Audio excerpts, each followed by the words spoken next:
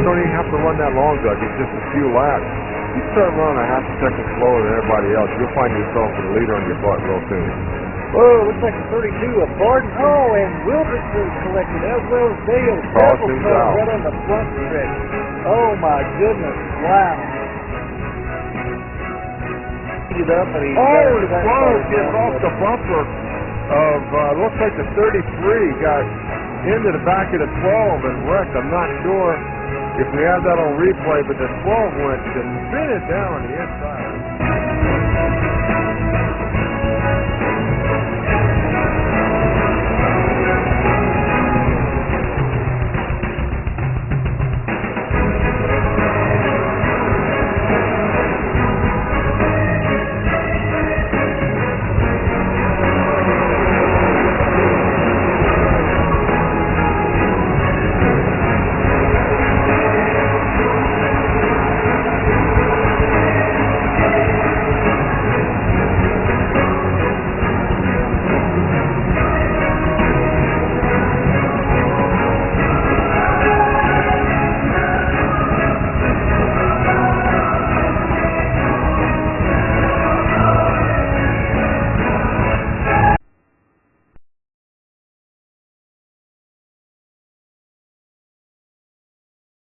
And welcome live to tonight's presentation of the Spatial 500 presented by NuffWORLD TV here in Charlotte, North Carolina. Looking forward to a lot of interesting racing out here tonight. I'm joined tonight up here in the booth with Kevin Kelly, and back here behind the booth, running all the production piece, Stephen Mahana out here. Kevin, a lot of shakeups last week, and looks like there's going to be some more shakeups with some guys missing here tonight.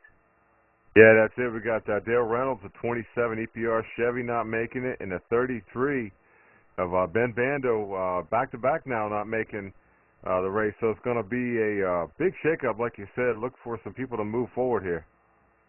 Yeah, looking forward to some people moving forward. Just a quick note there. Looks like our qualifying lap record here was set back on 13 October of 2012 by Louis Bussa at a 28.679, and Bussa breaks his own record tonight with a 28.640. So looks like, you know, he's going to continue on, you know, exactly where he's been doing. And, I mean, so far in this chase, Kevin, he's been picking it up and laying it down.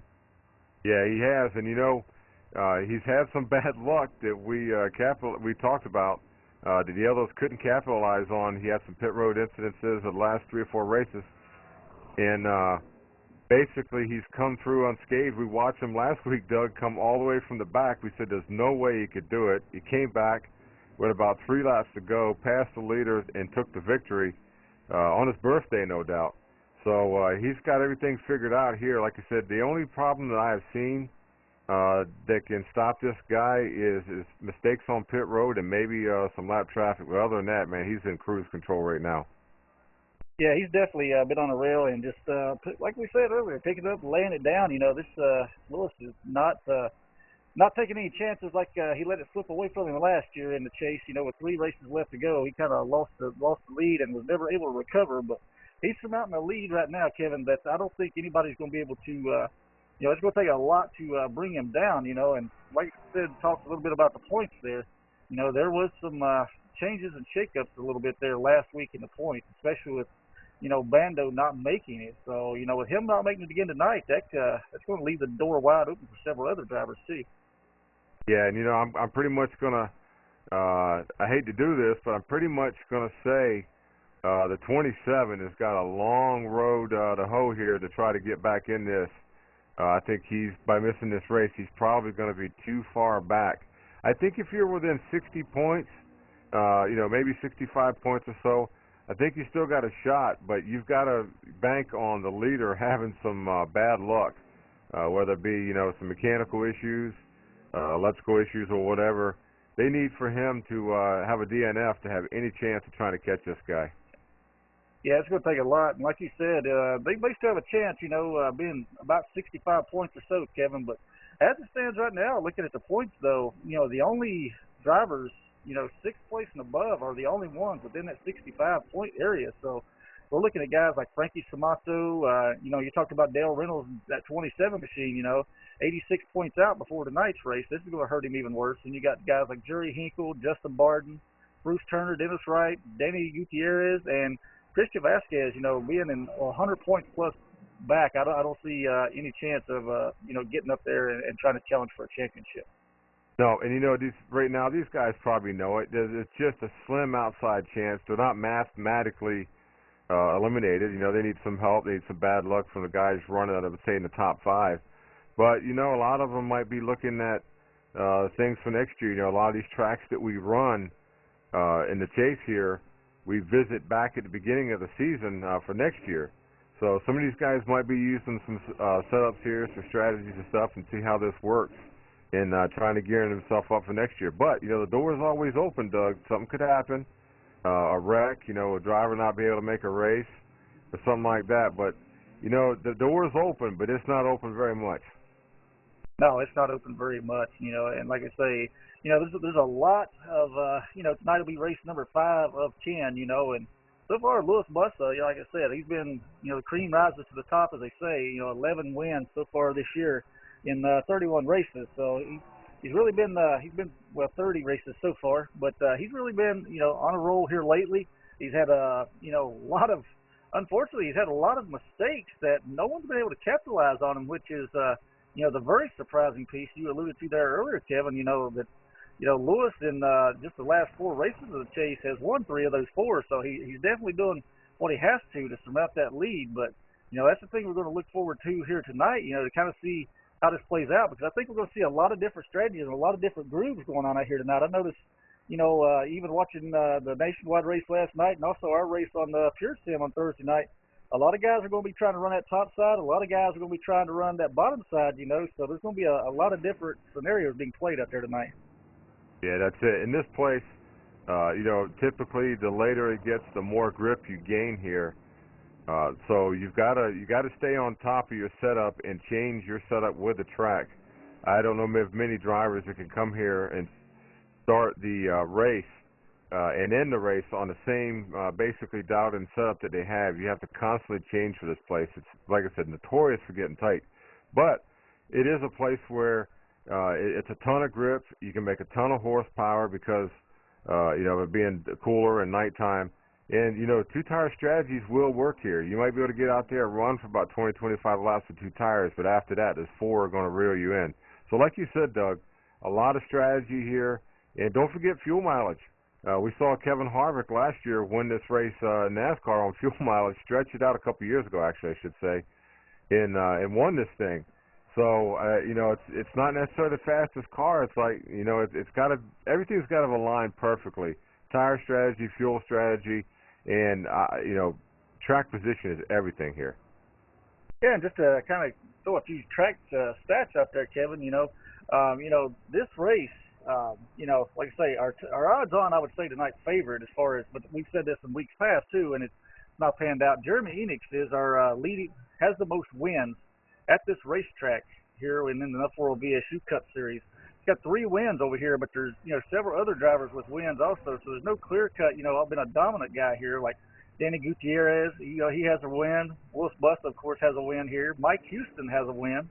And then, you know, even, you know, guys, Brandon Butler has a win here. You know, Brandon Lewis, who isn't with us tonight. But, you know, there's a lot of guys. This has been one of those tracks that seems like there's not always a repeat winner, as we're seeing a lot of them. And, you know, some of the stats to kind of look at tonight, too, there's been a lot of first-time winners here. But, you know, some of the things to look at tonight when you talk stats, you know, and historical, you know, the lap record holder here for race time is Dennis Wright. So, you know, that might be something to look at. You know, he may be a dark horse to kind of look at tonight. And also, you know, with, you know, Jeremy Enix having those 3 wins here, he does know how to get around this track. So he may be a spoiler here tonight. Yeah, you know, Jeremy's one of those ones, he just missed the chase by, I mean, just a smidget. So he's got a little bit of a chip on his shoulder, not making it in, had some electronical, it's a new word, electronics go bad with him. So he wasn't able to make that race for the last spot in the chase. But you're right, Doug. He's one of those ones that gets around here really good, knows what his car needs, knows what he needs to make it turn better and everything else. And he's got nothing to lose, Doug. As a lot of these guys I hear, you look at Chris Melton not in the chase. You know, we've seen a lot of young drivers the last couple of weeks really step up to the plate and get inside the top 10 and have really good finishes. So, you know, like you said, the odds-on favor, the guy that's on fire right now in the 3-car, Lewis Buss, is obviously the odds-on favorite along with the 29. But, you know, this track has been notorious for first-time winners, so we'll not be surprised if we have another one that may add to that list tonight, that's for sure. Yeah, there could very easily be a new first-time winner here at Charlotte tonight.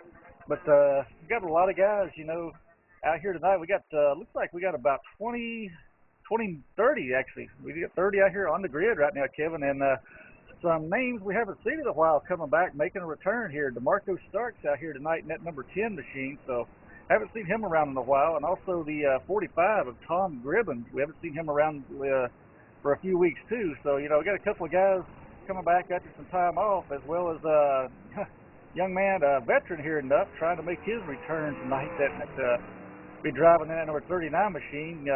Dan Pearl, a guy we haven't talked about in a long, long time. So very interesting. We got a lot of these guys out here running a few of these. You know, they're almost brand new guys, so to speak, and that could be something that, you know, throws a wrench in the plan on some of these other guys out there on the track running for a championship tonight.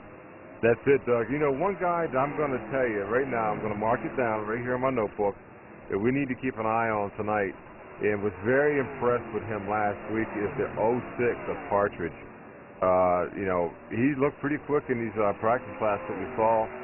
Don't have the number in front of me for qualifying, but he ran really good last week, and I think he's going to run good here again. So, you know, could that be our first time winner over here at Nuff? It very well could be, but he's been running good the last 2 races.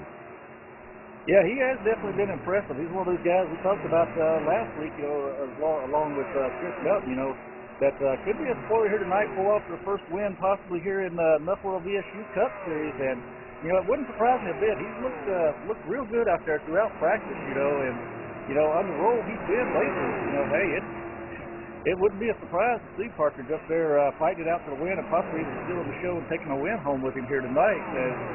You know, out there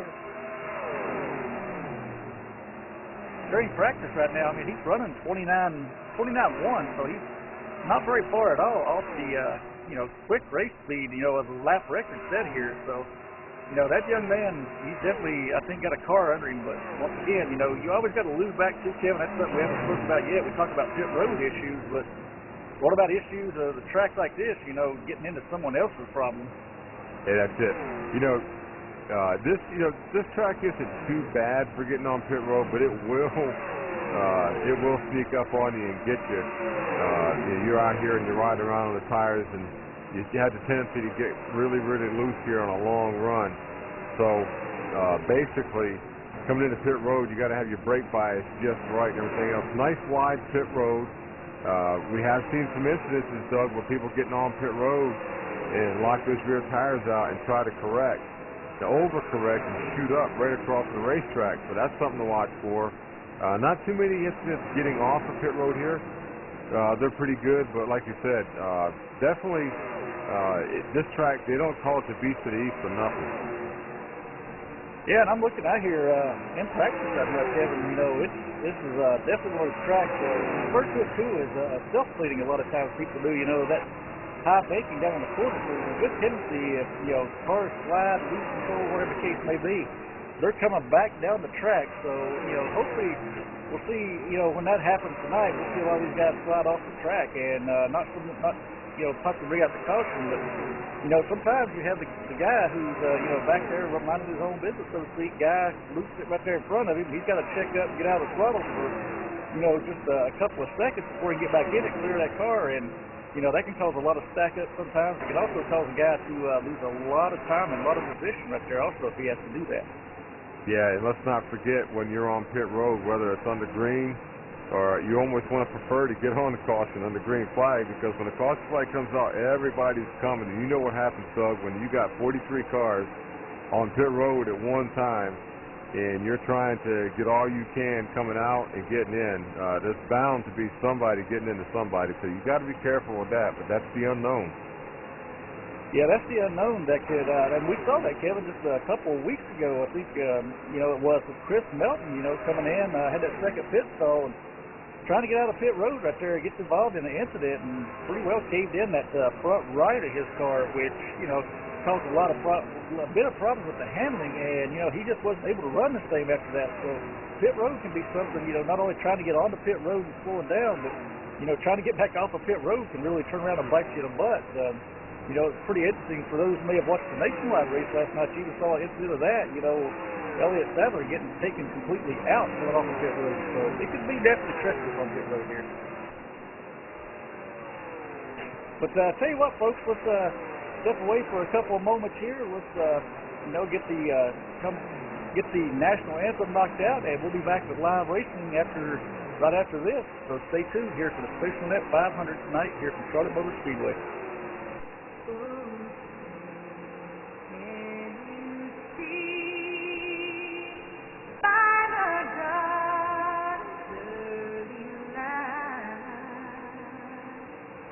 What so proudly we hailed at the twilight's last gleaming, and bright stars through the perilous night, o'er the ramparts we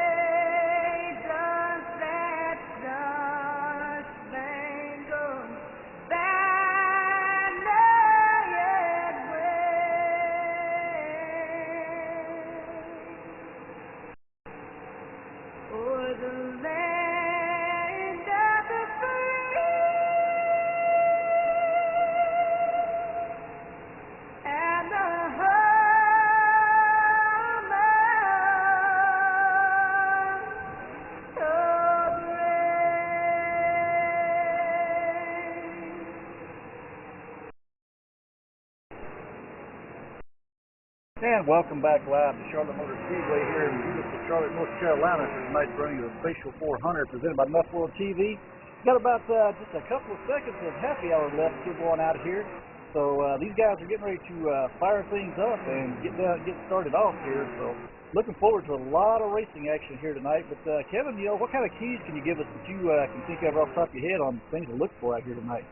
Well, one thing from, you know, you're going to start the race with a lot different temperature than you're going to end. So like I said before, you're going to have to keep up with the changes of the temperature and the track conditions. The other thing, tires is a must here, and the other thing is basically fuel. You got to put all those three together and have a good mechanical car and not get into anybody else's mess, and you'll finish this thing decent. Yeah, that's going to be the key right there. I think a lot of it staying out of other people's mess, you know. So 30 plus cars out here tonight getting ready to take the grid, and let's take you through take you down the grid here. Starting tonight, of course, on the pole, tonight's winner of the TV Creative Design Pole Award winner. You know, of course, we got that number 3 of Mr. Lewis Bussa out there that's running, sporting that peak paint scheme tonight. Running on the outside of him, and that number 78, that rookie we've been talking a lot about, Chris Melton. Starting in third position, the number 23 of Frankie Samato. Been having himself a good run here lately. Starting in fourth will be the 06. Kevin, you spoke about him earlier, Rob Partridge. Starting in fifth, the number 4 of Dennis Wright. Starting back in sixth place, the number 87 of Kevin Kelly Jr. Starting in seventh place will be the number 54 of Charles Chapman. Starting in eighth, 16 of Brian Lee. Starting ninth, the number 83 of Timmy St. Jean. And rounding out the top 10, the 08 of Danny Gutierrez. Yeah, starting out in 11th, we've got the number 41 of Steve Deo. P12, the number 8 of Christian Vasquez. Good to see him back. No, he's been under the weather. Welcome back, buddy. Starting in 13th, the number 32 of Justin Barden. Starting 14th, the 28th, Dennis Turtle Jenkins. Starting in 15th, the 88, Ed Wilson. Starting in 16th, the number 12, Jerry Hinkle. Starting in 17th, the 29, Jeremy Enoch. Starting in 18th, the number 7 of Howard Wildrick. Starting 19th, Brandon Butler. And starting in 20th is Ben Britton. Starting off 21st will be Chuck Garcia. Starting 22nd will be the number 20 of Jovan Cherry. And 23rd we'll have the 03 of Bruce Turner. 24th we'll have the 15 of Darren Benz. Starting 25th, the 51 of Nick Tim. Starting in 26th, the number 45 of Tom Gribbon. 27th will be the 61 of Charles Payne. Starting 28th, the 44 of Paul Hahn. 29th will be DeMarco Stark. And that rounds out your field as we're getting ready to take the green here. That's it. As we take the green flag, and if 78's going to beat the 3 to the line, the 3's going to get that back. Got to watch that. Of course, that's a black flag if you don't get that position back. They're battling side by side. A little bit of contact between the 3 and the 78. And Amanda wadded up behind him, Doug. Yeah, these guys are 3 and sometimes almost 4 wide and they're behind the top 2. So you see the screen there coming up the turn 2. There's cars everywhere, Kevin. So these guys are ready to go get it tonight. That's it. Like I said, everybody's on not old tires, cold tires, as I meant, waiting for the tire pressures to come up. And, they're just waiting for like 4 or 5 laps to get a little bit of comfort back into that car. Yeah, these guys, like you said, that first turn, it looked like there was a little bit of contact there between the 78 and the 3. So the 78, kind of backed off just a little bit. Let the 3 get on by there. It was a smart move. Definitely don't want to wad things up down in turn 1 on lap 1. So very good move on the parts of these guys. I can tell you, they're still 2 or 3 wide on back behind these guys. So, a lot of good racing action going on. Looks like someone was down on the apron there for a moment. Yeah, that's it. These guys, like, basically 1 through 9 positions here, they pretty much got single file and got straightened out. That's what you need to do here. Some of the people that didn't make qualifying there have to do the mandatory black flag there on pit road. So biggest thing, as we said before, Doug, you know that you're going to be a lap down when you're having to serve that black flag. The biggest thing that you don't want to do is just push the car too much that you end up in a long run going 2 laps down. So you got to use your head, that's for sure. Yeah, and I'm getting reports here from down pit road. The 7th car, Howard Wilson, may have had a little brush with the wall there, Kevin. So that's something kind of keep a look on him. He may be a little tight right now. Got up into that wall, or maybe even loose for that matter. So that car, Howard Wilson, already up on the wall. Let's see what kind of damage is done. See how that affects him throughout the race. But looks like we got a battle starting to shape up here between Partridge, Kevin Kelly Jr., and Chris Melton, all in the second place position. Yeah, they're all battling out right now. Now the tire pressure starts coming. You see the 06 get up in the wall just a little bit there.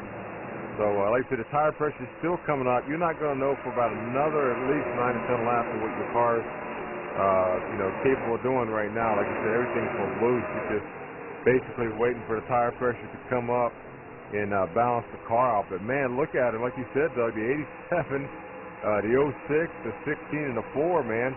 They are battling out here as nothing changed up front. Yeah, and looks like Melton may have pulled away just a little bit. You see Charles Payne coming up off of pit road right there. Looks like he may have had to make an unscheduled pit stop there. But these guys are starting to pack things back up together again. And we're going to see this battle start to shape up, I'm sure, here before, the next few laps. So, a lot of these guys that we're starting to see it already running a lot of different lines out there, too. Just notice Kevin Kelly Jr. likes to kind of run up on that high side there, whereas Partridge and Lee, a couple of those guys, try to arc it down on that bottom. But just as I say that, Jr. takes it back to the bottom. Yeah, I was watching him at practice, and he seems really comfortable, what we call it the Michael Waltrip line up there. The only thing with that is that it doesn't give you much room for mistakes when you're up there. And as you know, Doug, that wall can be like a magnet. You get kind of tight up there, and you try to get off that wall, and next thing you know, you're stuck to it halfway through the corner. So you do a lot of damage that way. But, hey, if that's where the car runs good right now, that's where it's going to run. But it looks like he's trying to run the center off to the high line. But like I said, that could change by the end of this race. So I'll be running. The ones that run a bottom will be on the top, and the ones that run on top will be on the bottom. Yeah, and like you said, running that high line up there, that sometimes that'll allow you to keep that momentum and keep your speed up. But sometimes you have a little bit of a hard time up there. Like you said, getting into that wall, you not only got to be careful, one, of the damage you're going to do if you get up there and get into that wall, because it's hard to get back off of that thing, and keep any speed up. But if you stay up there too long, of course, these officials want to issue you a black flag, a drive-through, for wall routing, and next thing you know, you're coming down pit road, doing a drive-through, stop and go, and then, you're a lap down. So it went from, running up there in a pretty decent position, and now you got a car that's damaged and you're a lap down. So it could be a real factor here. Yeah, that's it. And we're already seeing somebody in the garage. Not sure. We'll have to get somebody down there to figure out what happened. But it looks like the 23 is sparked it. Not sure if he's got some mechanical issues or electrical issues going on. But as one of those guys we were talking about that, needed to stay in here and have a decent run, and it looked like it went south just in the first 10 laps of this race, though. Yeah, unfortunate break there for Frankie Samato, and that's 23 is who it looks like it was. So, he was currently 7th in the points, maintaining himself in this Cup Series. But, that's definitely going to take a bit of a hit right there. He'll drop a few positions, I'm sure, after this week. They can get that thing back out there and at least make a few laps. So if it's a terminal, for Frankie Samato, unfortunate for him. But looks like this front pack, Kevin, is, that second and third, fourth, fifth place machine are starting to maybe reel in that Louis Bussa himself. Yeah, I've been watching the last times, and they are just a tick better than he is. Of course, the draft will play just a little bit here. These guys are lined up, see if they can run him back down. I honestly believe, Doug, that if anyone's going to have a chance of dethroning the 3 and taking another win here tonight, they're going to have to gang up on him. We basically called it last week. He didn't have a teammate there with him to help him, and it showed. There were times where he was vulnerable during the race. Even though he did not win the race, they made it real interested for him, the midway part of the race to the end of the race. So it's going to be interesting here to see if some of these guys can team up and get against that 3. He's not really got any friends up front right now. Yeah, that's for sure, and I think that's what it's going to take for a lot of these guys, a gentleman's agreement, so to speak, to kind of run together, get those cars, 2 or 3 of them, get that little bit of draft that you can get here at Charlotte, and try to get that extra speed out of it, and, once, kind of once they can get up there and get around Lewis, then, try to pull away from him a little bit, and then we'll wait till later on in the race, try to duke it out for who's going to win, but it's definitely going to take I would say team effort to say, to dethrone Lewis right now. Yeah, going back to the 11th position here, the number 8 of Vasquez, man, did he have his hand full in the turn back there. He basically got up in the wall, like we were saying, just like a magnet. Couldn't get off of it. And, these fenders are so valuable for air on these cars. And not only that, the side force you get, the side bite. So look for him to make some adjustments for that car coming in. It looks like the 51 is coming up on him now to try to take that position away. So looks like this car might be a little tight in the center of the corner. And if it's tight now, it's typically going to get tighter as the night goes on. As we said, this place team's grip as it goes. So look for him to make some major adjustments on pit road. Yeah, I'm showing another car, Kevin. We talked a little bit about him right there as we get ready to go to green, but Tom Gibbons, that number 45 machine, looks like he's pulled his stuff back there behind the wall too, called it a night. So, may have had some electrical issues or something going on with that one. So, seems like we got a few cars that are already getting bit by the gremlins, so to speak, out here tonight, Kevin. We've already had our second car go back to the pits and take that hard left into the garage area, but, unfortunately for Gibbons, who had been away for a little while and was looking forward to his return here tonight. Yeah, that's it. Like you said, you practice all week for this. It's the build-up coming to it, and then all of a sudden you get in the race and something happens, and it's so frustrating, to come in here and want to race with these guys and show them, what stuff you've got. I mean, show them that, you're a contender too for a win, and it sucks when that happens like that. But, get back up here to the front. I'm watching the 3 car. Might be opening up just a little bit on the 78. Looks like the 3's balanced right where he wants it right now. The tire pressures are up, like we said. It looks like he's got a pretty good balance on the car. It looks good as you see him going down in here in turn 3.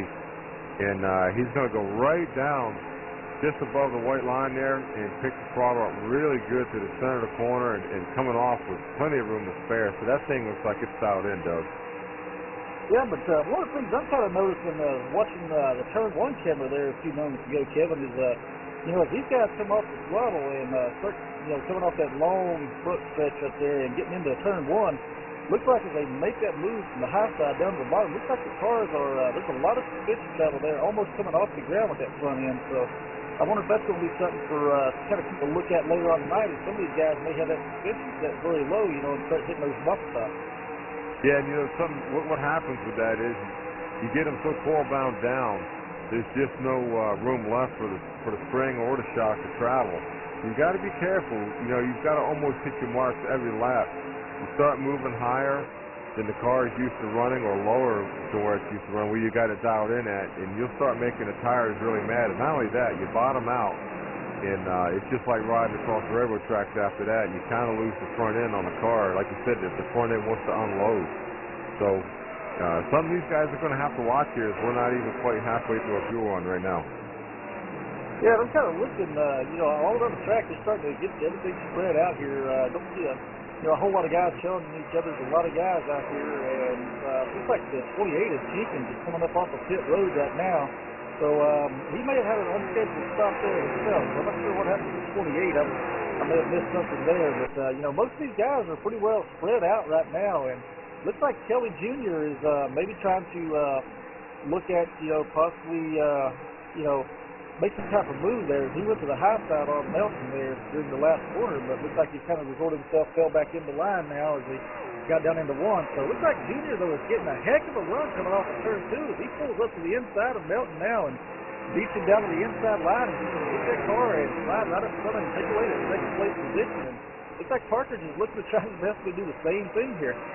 Yeah, and you know, I think the 06 was watching the 87 there. What the 87 did was, he knew he wasn't going to beat him around the bottom, so he was going to try to get outside, take that line away just for a little bit, get in the corner, let off the gas, and then pick up the throttle and get that run down the hill, and that's exactly what he did as he made the pass down the backstretch. So good move there for the youngster. Looks like an old Earnhardt move. We see him, he runs that high line, Doug, right through 3 and 4, and he's making it work.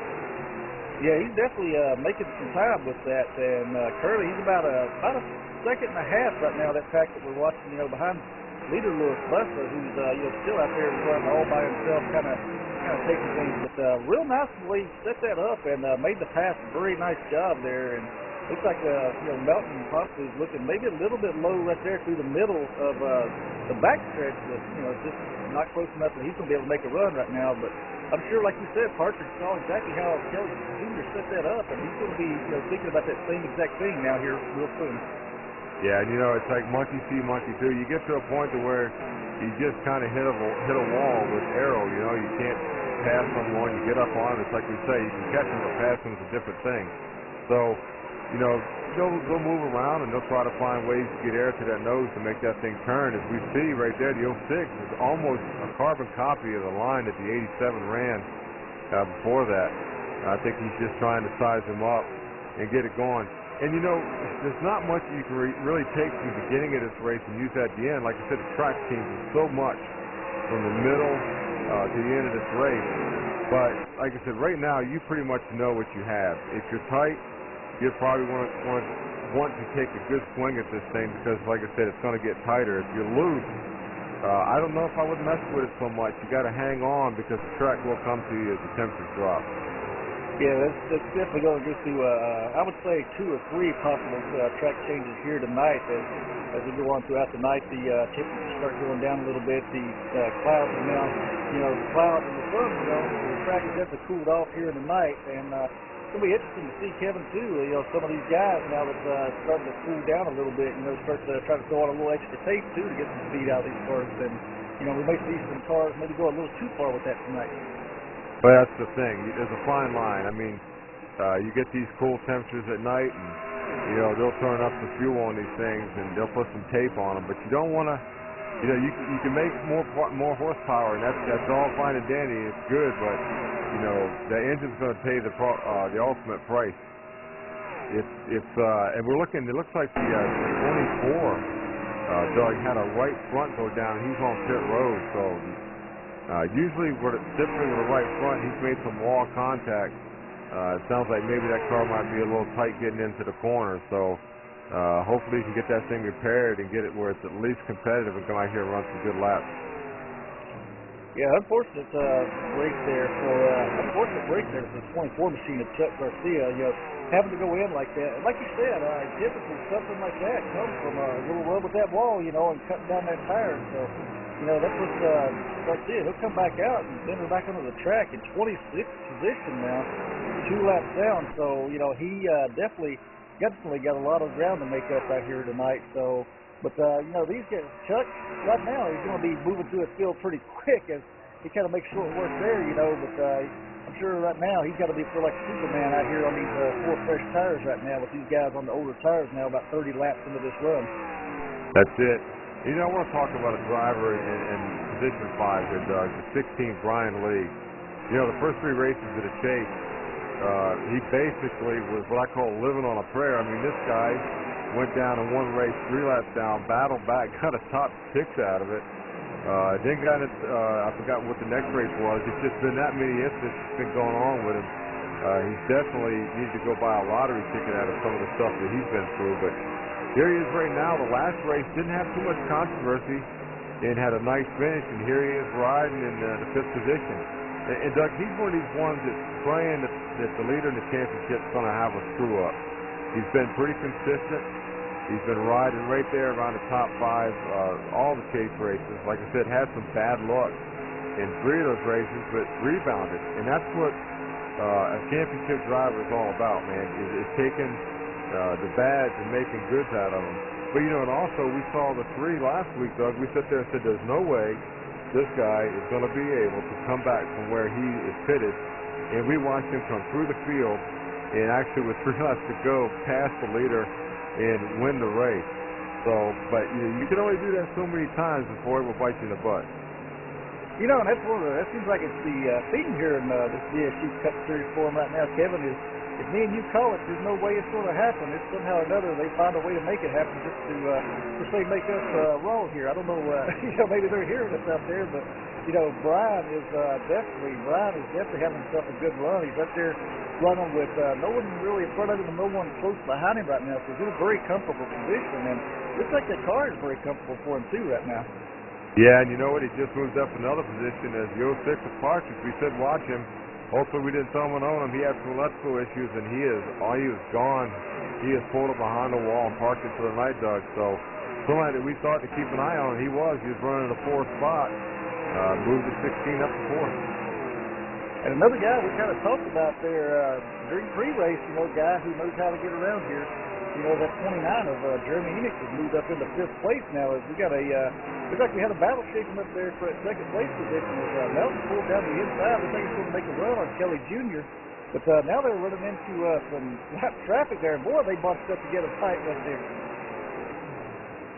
Yeah, these guys are going at it right there. Caught the lap car at a pretty weird spot right there. 78 pulled in, and the 87 just tucked right in behind the 56 there and took off. And you see somebody there on pit road, not sure who it was. Somebody having some issues. So these guys are fighting it out right now. And if you see back behind them, the 16 and the 41 almost make contact going through the corner there. The car on the bottom has a tendency to get just a little bit arrow loose when you're underneath of somebody else, so you got to watch that. Yeah, I'm getting hearing across a lot of these guys. I'm hearing a lot of chatter through the radios here and stuff about some of these guys are starting to complain that cars are starting to get very tight out here. As Melton's going to make a run once again up on Kelly Jr. there, and looks like he's going to pass me this time. But both of them get way up high there, and now Kelly Jr. is battling back on the inside as they head down the back stretch. Yeah, that's youngsters for you right there. These guys are like, you know what? We're going to have a race within a race right here. And Doug, watch this. The more these guys stay beside, our old little theme that we like to say, you guys race side by side and you'll pull me right up there. And the 16 is pulling the draft off these guys. And it's going to be a three-way battle for second real soon. Yeah, it looks like these guys are both getting a little tight out there. Neither of them are able to say, get down on that bottom line right now. But like you say, Kevin, look right behind you right there. There's the 16 and the 29. They have definitely made up a lot of ground. And it won't be long till those two will be up there, you know, saying, hey, we got a little something to do with this battle too. And the 29's moving under the 16 right now. So Enix putting a move on Brian Lee, moving Enix up into fourth place position. Yeah, that's it. And the 16, man, did a well of a job to save that car. The 29 tucked his nose up underneath of there. Got him just a little bit loose. He slid up the track and said, hey, you know what, I'm not going to fight this. I'm going to let you go. Smart racing by the 16 right there. But when those guys, it's amazing, Doug. You see those guys, they got side by side for only like 2 laps. And it punches such a big hole in the air. You've got the 29, the 16, and the 08 now. Right back in a line. So you know, we were separated each pack by like maybe a second and a half to 2 seconds in between, and now we've got all 5 cars right back up in a line. Yeah, and I'm watching that 29 machine right there of Enix. He looks like he's got a really good car underneath him out here tonight. He started, you know, a little bit further back tonight, Kevin, but you know, he's continuously been coming forward all night. It looks like he's got a real good car underneath him right now, and you know, I don't see it long as Gutierrez just behind him. Looks like he's trying to put a little move on the 16 of Brian Lee here now, too. Yeah, those guys, I'm telling you, they're going at it. Kind of bouncing back to the field here. Got the 7 of Wildrick, the 32 of Barton. Somebody peeled off the pit road right there. Narrowly got hit. The 44 of Hahn. And throwing the 15 of Ben. Probably one of the best battles we got on the track. It's a 32 just really tight and almost washes up into the 7. But these guys are going at it. You got 14th, 15th, and 21st right here along with the 15th and 16th spot. These guys are going at it, man. If the 7 is in the wall again, 32 slides by. He's got major issues flowing. Going to pit road, Doug. Yeah, he definitely looks like his car's been, you know, a lot of these guys, looks like he got in there very hot, too. That's going to be surprising to me if he ain't got a pit road speeding penalty there. He's lost that thing up a lot of people. So it looks like he's going to take a hard left. They're in the garage area there, Kevin. So Wildrick definitely not the night he was looking for. You know, had to battle back a lot last week as we documented with that first lap, you know, black flag that he had for not qualifying. And we talked about him a lot last week, battling back and becoming good. It looks like that car just wasn't ready for tonight. Yeah, you know, it looked like he had, when he was already up by, while he was by himself, it looked like when he was in traffic, that car just would not turn. So it looks like they missed the setup on that just a little bit. And it'll cost you here. You get in a wall too many times, and it'll just mess that up. And once you start messing the toe in and toe out up in these cars, you just start chewing tires up. It won't handle right. And like we said, that side bite, you really need that side force on the side of the car. So unfortunate for the 7, he's going to end up parking it for the night. But you know, going back up here to second, third, and fourth, you called a while ago, though. The 29 is there, man. He ran these guys down. And we got a 3-way battle for second right now.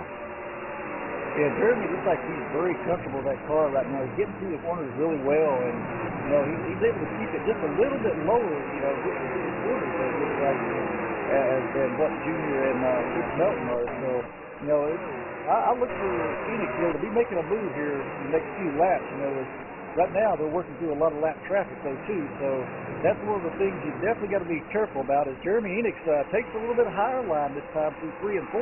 So looks like he's searching around, you know, for another groove now, so he can start setting up and make this pass here. Yeah, Doug, we're 45 laps into a fuel run. And there's some guys probably screaming on here about what kind of changes they need to make. Some of these guys are probably looking forward to putting scuffs on this car. And what scuff does, it's a little bit more of a comfort feeling. They've already had a heat cycle run into them. And so they'll last a little bit longer than the stickers will. I mean, some of these guys have been running some punishing tire times right now, some lap times on these tires. So they're can't wait to make some changes on this. And as we did last week, you know, some of these guys thought, Doug, that we would have an early caution. They would be able to get scuffs on the car and get their cars, you know, dialed in for what they're used to driving. And here we are, 46 laps into a fuel run. You know, and Kevin, that's one of the things I was sitting here thinking about too. You know, a lot of these guys, I'm pretty sure they would have had to have known that there's going to be a lot of green flag racing here at Charlotte. You know, if you go back to the spring race we had here, you know, we went 267 laps green here, had a total of 33 lead changes and 14 different leaders. So, you know, I know this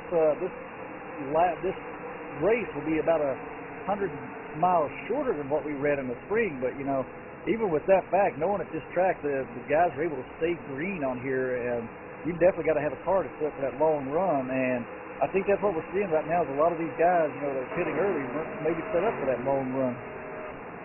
Yeah, and you're seeing some of these guys that we thought that would just go out there and take off, kind of bunching stuff up a little bit. They were falling off, and we looked, and Louis Bussa has a 2.3 second lead over second place, followed by Kevin Kelly Jr. 2.5, 2.6 by the 29. They pulled away from the 16 who's in fifth place. He's 3.7 behind the leader. So as we fall back in here and you look, you got to go back to like 8th place. You got 10 seconds back from the leader is Dennis Wright. Ben Britton 13 seconds back. We go all the way back to 15th. The last car on the lead lap is 24 seconds. So some of these guys went out and burnt their stuff up early and got running hard. They're paying the price now. And you know when you hit pit road here, you're going to go a lap down. If the leader's breathing down you now, you're going to be 2 laps, maybe 3 laps down. So some of these guys dug themselves a hole kind of early. Yeah, some of these guys have got themselves in kind of early. Like you said, Kevin, we got 15 cars right now left on the lead lap, you know, and Jerry Hinkle being the last, that number 12 machine, you know, about 24 and a half seconds back right now. So, you know, he's in danger also here in the next, you know, handful of laps. So, you know, finding himself in that same position, you know, being a lap down. So, a lot of these guys have got to start thinking, you know, about either getting, you know, tires maybe pitting a little bit early, or, you know, trying to stay out there at least as long as the leader does, try to stay in that pit cycle window along with those guys. So, but I'm seeing hearing the 8 cars out on pit road, Kevin. Yeah, it looks like he came into the pits and maybe got a speeding penalty, and now he's having to take the drive-through. We see a change for third place here at 29 going around the 87, and you know, tough break for the 8 car. You know, it hasn't been back for a couple races, comes back and gets busted on for speeding on pit road, and we called that. I mean, you know, we said it's not a dangerous pit road, but getting on here and getting a road down to 45, man, it's a hard job. You can definitely win or lose a race by getting on pit road here. Yeah, pit road can definitely just as much, if not more, here than some other places, be a huge equalizer here. So, you know, those pit road penalties can definitely cost you a lot of position, cost you track time. And, you know, as we see a lot of these guys, you know, who, you know, are 2 and 3 laps down already due to those pit stops early, one of those being the 28 of Dennis Tinkin, you know, still showing right now 4 laps down, had that little trouble a little bit earlier, had to come to pit early. And then you got guys like that 24 of Garcia who, you know, cut down that right front tire a little bit earlier, about 15, 20 laps ago, who's still showing right now 2 laps down. So, you know, a lot of these guys will be battling back all night long because of, you know, things like that. As Enix, looking back up front here, Kevin, has been able to get around that 78 to Chris Melton. You know, he's cleared him now, moved Jeremy Enix into second place. You know, so he's looking at now out there in that clean air with no cars around, possibly starting to chase down that number 3 of Louis Bussa. But he's built up a pretty sizable lead out there right now. Yeah, and you know, 29 is about a tenth every other lap. 29 will run like a tenth faster, and then the 3 will run a tenth faster, and then the next lap they're even. So they're pretty much running about the same lap times right here as we see the 03 getting ready to come on the pit road to put 4 tires on it. We're 55 laps in. I think our fuel window is somewhere between 60 and 70 laps. So looks like a lot of these guys starting to pit soon. Yeah, a lot of these guys are probably coming to pit road. Like you said, a lot of these guys are going to be, I'm sure, already screaming about loosening me up, you know, get me some, you know, tire pressure changes, track bar, you know, wedge adjustments, whatever the case may be, because there's quite a few of them looking like they're tight out here right now. And then you hear, I've heard 2 or 3 already talking about on the radio, you know, for the crew chief and spotters that, you know, this track is what's tight on them. So they're definitely looking for some changes once they get down into pit road, as Dennis Wright now coming on the pit road in that number 4 machine. I'm kind of looking up here too. That Phoenix looks like he's flicked off about another tenth and a half, on the leader of Lewis Buster right now. So at this point in the race, about 55 laps in, he's definitely just a little bit quicker than the other leader is right now, Kevin. Yeah, and he came from way back. I think around 17th starting spot to 29. Has made up a lot of ground. He's definitely got a long run car, and Jeremy's not done when it comes to this game. He knows what his car needs to get around here. Like you said, he's got to win here, and always has ran good here. Period. So if he's got this kind of car with stickers on it right now, something tells me he's got something in the tank right now for. You want to put the scuffs on in the long run. So he's putting himself in position. That's what we were saying, Doug. Track position is everything here. So he's putting himself in position. When he comes on the pit road, maybe to either eat a little bit of time into that lead or maybe even take the lead. But definitely probably one of the strongest cars other than the three on the track right now. Yeah, and as you were talking there, Kevin, we had another victim, another car fall victim to tonight's Gremlins. Looks like it's 03 of Bruce Turner has taken it on behind the wall back there to the garage area. So, another car, unfortunately, sitting in the garage area with tough night for a lot of these chases. A lot of these guys that come out here and look for good runs out of those cars, and unfortunately just haven't been able to make it happen. Right now we've got Luvon Cherry, Howard Wildrick, Rob Parsons, Steve Dio, Todd Driven, Frankie Tomato, and then our latest victim, Bruce Turner, all sitting back there in the garage area right now. So a lot of these cars, with the tightness that they're talking about, getting up into the wall, doing some damage and such, and electrical issues also. So a few of these guys are already out early. Yeah, we're sitting there watching the 29's lap times, and he is knocked 4/10 off since we last spotlighted him. So he has definitely got a long run car here. Not saying that the 3 has got a battle when you lack traffic. So I think we have a pure battle here. We have a pure testament of how the 29 setup is, because he is running them down. And before long, as he knocked another 10th off right there. So I look for him to make some good changes here. He knows what he has and knows what he needs. So let's watch out for that 29. Yeah, I'm looking at the battle just shaped up and ended fairly quickly here. Back in 12th and 13th position back there, the number 12 car of Jerry Hinkle. We talked about him a little bit earlier, and Dave was being a lap down. Apparently he saw that pink car, Lewis Buster, getting closer and closer in the mirror, and stepped it up a little bit. Made a move on that 88 to Ed Wilson and got underneath him quick and made short work of him getting down into turn 1 last time by. But he's still got that car, Lewis Buster, right there behind him now, as he's able to get around to 88 to Ed Wilson. So, Hinkle's right now fighting for that, to stay on that lead lap, and he's realized it's time to turn the wick up, so to speak.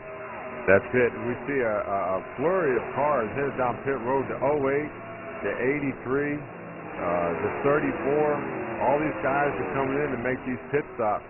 And, I noticed something a while ago, Doug. I didn't say anything, and I kind of marked it down here on my notebook. The 51 might be on a strategy here. He's short pitted, and I was watching his lap times. They're pretty good right now. We've seen him do this before, but everything's got to align perfectly for you to try to pull this out with fuel strategy, especially when we haven't had a caution yet. But looks like he's trying to take advantage as we see the 16 coming into pit road. So all kinds of different strategies already, Doug, and we haven't even seen a caution yet. Yeah, a lot of different strategies to be played out. And like referred to a little bit earlier, Kevin, this race has been known to go green for quite a few laps out here. And, a lot of these guys may be thinking about that right now, and the spotters and crew chiefs may be talking to them about that in the ear. As you see Lewis Buster here, he's made work of Jerry Hinkle now, as we got the 78 of Chris Melton heading down the pit road. So, Lewis Buster and Jeremy Enix, the two that are still out there running really well, as Kevin Kelly's also still out there. So, a lot of these guys that are up front, are still, they're still out there on those older tires. So a lot of these cars, and starting to see it right now, as Jimmy St. Jean and a couple others are starting to come up and catch a leader really quickly. Some of these guys that have already pitted. So to give you an idea of just how much quicker these cars are than what Lewis Buster's running right now with those older tires. So Buster just moves up to the high side and allows him to go on by. Yeah, that's it. We're looking at the 87s on pit road now, so it's kind of like monkey see, monkey do. One of them gets on there and says, hey, man, this guy's going to have an advantage with fresh tires. I better get my butt on there. So right about where we thought we would see these guys come in somewhere between 65 and 70. So some of these guys a little earlier. I don't know if I would have came in on lap 50, 55 like some of these guys did. But as we say that, Doug, we see the 03 finally retired. He couldn't get that thing repaired, so he is done for the night. Yeah, definitely an unfortunate incident for that 03 of Turner, who will finish, looks like right now, scored in 23rd position. So definitely not something that's going to help his chase efforts here tonight. Already dropping one position in the points after last week's unfortunate finish. So that's probably going to hurt him a bit more, as the guys that are behind him are, also still on the track. So Bruce Turner going to lose a few tonight. I'm sorry, out here at Charlotte Motor Speedway. But one of the things I'm starting to notice out here, maybe he's paying attention to it too, Kevin, but Lewis Bussler seems to have opened things back up a little bit now on Jeremy Enix's head. It's like it's fluctuating now between about a 2.4 and a 2.2 as Enix is peeling off and heading down pit road now. Yeah, I think he'd had enough of those tires, Doug. And I think what happened was the 29 was making really good progress up, going up there to the leader. But what I think happened to him was that all those cars that started coming in and taking those 4 tires, he was having to battle them cars and let them go. He knows he couldn't hold them up, so it ended up messing his lineup, going into the corners and coming out. They're just, at least a half a second faster than he is. So basically, I think he had enough of that and said, you know what, I'm going to get some tires on this thing so I can drive through there too. But just a product of what happens when you stay out too long with those tires. You start to have all those guys with tires coming up through there, and you just can't fend them off. Yeah, and it looks like, Kevin, we got our leader, Lewis Bussler, pulling off, heading down pit road now himself. But I was just about to allude to, kind of gives an idea of just, what a pace he was running and how things with all these different strategies had played out. But Charles Chapman was shown in second when Lewis Bussler came in, for his pit stop there. But Charles Chapman running in second was about 23 and a half seconds behind the leader. So kind of gives you an idea just how far spread out some of these pit road strategies are going right now. If Lewis Bussler, as he completes his pit stop, heading out on the pit road or off pit road now. Yeah, like I said, definitely. You get those tires, man, you feel like Superman. So this is the point of the race where those guys who want to go to Scuff, they're going to get them on. But also, they've been battling out there for over 60 laps, coming up on 72 laps here, with those thicker tires. So it's one of those deals where this is the first time that you've had to set up tires you probably built your setup around, so you got to watch it, man. You don't want to be too loose or too tight. So, it's bad enough that they weren't learning on the beginning of this run, figuring out what the cars would do on stickers. Now they're having to learn to see what it does on scuff so late in a run as we're coming up on lap 73. So you got to definitely watch what you're doing here. This is a very critical pit stop right here. Yeah, the 54 peels off and heads down pit road. He's going to give up the lead to that number 32 machine of Justin Barton, young man out of Richmond, Virginia. So he's definitely in need of a good run here tonight. We've talked about him over the last couple of weeks, Kevin. Not having to run. He's slowing things down here. It looks like he's going to take that 32 machine, take a hard left down into the pit lane. So looks like our new leader is going to be that 51 machine of Nick Timms, who you talked about a little bit earlier, had that very early pit stop. Yeah, and he's going to end up in the 88 pulling on pit road as Wilson here, trying to get the handling right on that car. We're going back to the leader right now to 51. He's got about a 6.2 second lead over the third place car. Difference is these guys pitted probably about 25 laps apart. As we see right now, the 78 is about 2.5 to 3/10 faster than the 51. This is all fine and dandy as of right now. This runs, on a complete fuel run, and he's able to get in there. But at the same time, he's putting himself in a corner because if he's on pit road, he's going to go a lap back down. And then if a caution comes out, it's disastrous. You got to pray you're either a lucky dog or can at least take the wave around and get back on the lead lap. So, early pitting, it's a winner sometimes, and sometimes it can be a losing effort at that. Yeah, that it can be. I mean, you know, those pit road strategies, they could either make you or break you out here. And right now, I mean, it worked out well for Nick Timms coming in, you know, that much earlier. So he's going to be able to get up there, make, you know, lead quite a few laps. But just like you referred to, Kevin, you know, here in about another 10 to 15 laps or so, you're going to see a lot of those guys just running him down. And, you know, he's going to be on very old tires at that point. As, you know, second place Gutierrez has picked up about 2/10 on that last lap on leader. So, you know, a lot of these guys will be coming, and when they get there, they're going to be on much fresher tires, and it's going to be coming at a hurry. As we got the speeds up at the line here, and right now, you know, most everybody is running in the, well, we're very wide range here. Jeremy Enix that time had a average, you know, had the fastest average lap, much quicker. I don't know if that may be a scoring error there or what, Kevin, but you know, Jeremy Enix was shown right there about 20 laps or 20 mile an hour faster than everyone else. Yeah, I would definitely say that's a scoring glitch because he'd have to have rocket fuel in that. But, you know, he's showing his last lap at 29.327, 184.13 miles an hour. So he's running really good time. You know, like I said, a lot better times than the 51 is. The one I'm watching, Doug, is the guy in third there. Out of the top three, he's got the freshest tires of all of them. And he's been knocking off about 0.3 of a lap right there. As you see, Brian Lee actually in fourth spot. He was one of those ones that came in just a little bit earlier, too. So, you know, we know the four car came in early, the 51 came early, the 08 came early. So, although he does have more fresher tires than the 08, than the 51, still he's on old tires. And like I said, you can do that a couple times during this race, but that will, if you're relying on that to get you up front, then you're a little insecure about your setup and how long it stays competitive. You can't get away with that for long. You know, the pure speed of that 3 car and the 78, some of these other guys, it eventually went out.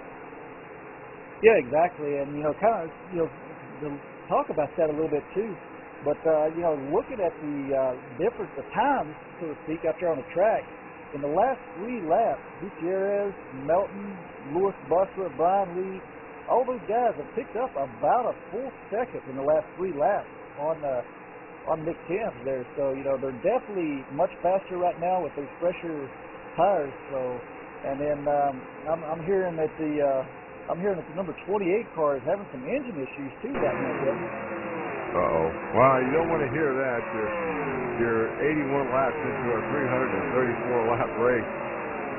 You don't want to be hearing that right now. So hopefully they can get things figured out on that. And he's basically testing right now. He didn't make the chase, so he's out there. Been running better the last 3 or 4 weeks. So they're doing some stuff for next year. Just want to give a shout out really quick to somebody we really don't talk about a whole lot over here at all, and that is Christian Vasquez. Ended up retiring that car.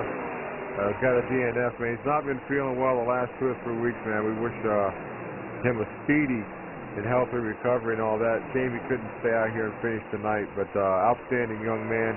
And also a big shout out to Justin Barden. We were saying needed to have a decent run. I'm sure he'd like to be running a lot better than he is, but compared to the first 4 chase races, Doug, this is a vast improvement.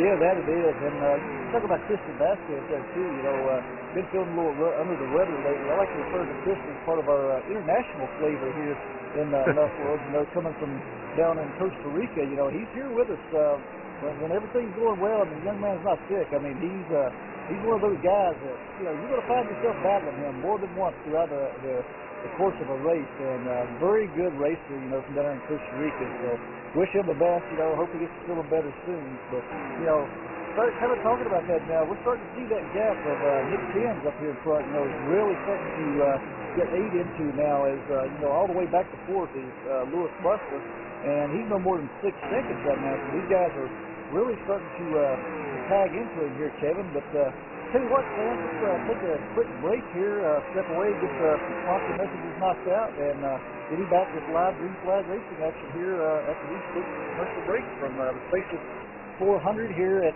500, excuse me, here at Charlotte Motor Speedway.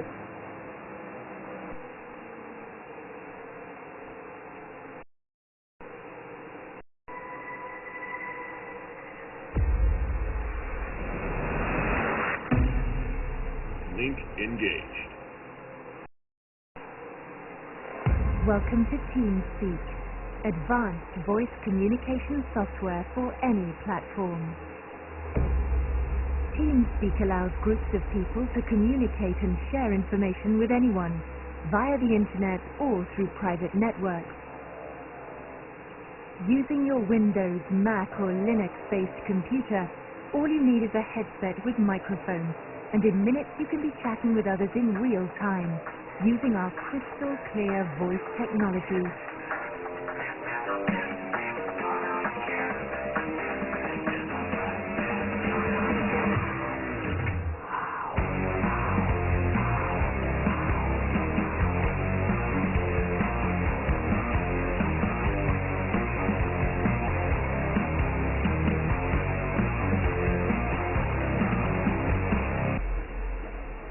As a pioneer in the industry, TeamSpeak has become one of the most recognized brands in online gaming and voice-over IP solutions. TeamSpeak features include a customizable toolbar, a clickable server icon and support for channel icons, custom graphics and VB code-enabled info panes, detailed user info and support for uploading avatars, firewall-friendly file transfer, tabs, public and private text chat with login, custom skins, themes and sound packs, and much more. I'm someone that's more than just a casual gamer. It's important to me to have fast, organized, quality voice comms. With TeamSpeak, I'm able to quickly customize user permissions and email a privilege key to an offline user. So the next time they log into the server, they'll be set up exactly how I want them to. TeamSpeak also lets us do file transfers, assign player rank, insignia, upload avatars, or create custom skins. For me, there's no better choice out there than TeamSpeak. TeamSpeak is free to use for non-commercial entities. Low-cost professional hosting is also available through our global network of authorized TeamSpeak host providers. For online gaming titles, social networks, government, military, or simulator projects, TeamSpeak also offers a software development kit. The TeamSpeak SDK allows developers to integrate our technology directly into their existing product or service. So no matter which game you're playing or with whom you wish to communicate, TeamSpeak has you covered. TeamSpeak. Flexible, powerful, crystal clear voice communication on any platform.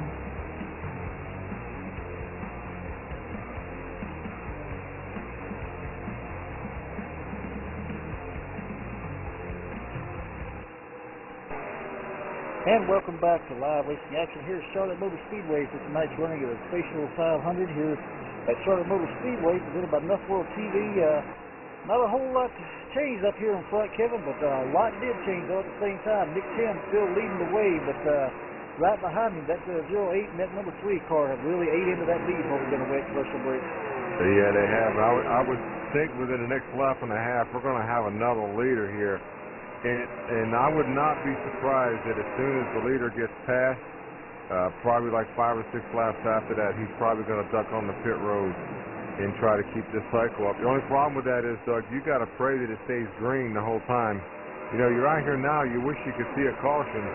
Well, when you hit pit road, you're hoping that it stays green. So we're 93 laps into this thing, and as you see the 08 getting ready to slide underneath the 51, he can't even challenge that, doesn't have the tires for it, as the 08 is going to easily pass him going down to turn 1. You know, but one of the things I'm noticing a little bit here too, Kevin, is Danny Gutierrez and that 08 making the pass now to take that lead, but look right behind them. There's Louis Bussa and Jeremy Enoch. Jeremy Enoch has been actually eating into some of what Louis Bussa had on him prior to all those pit stops cycling through.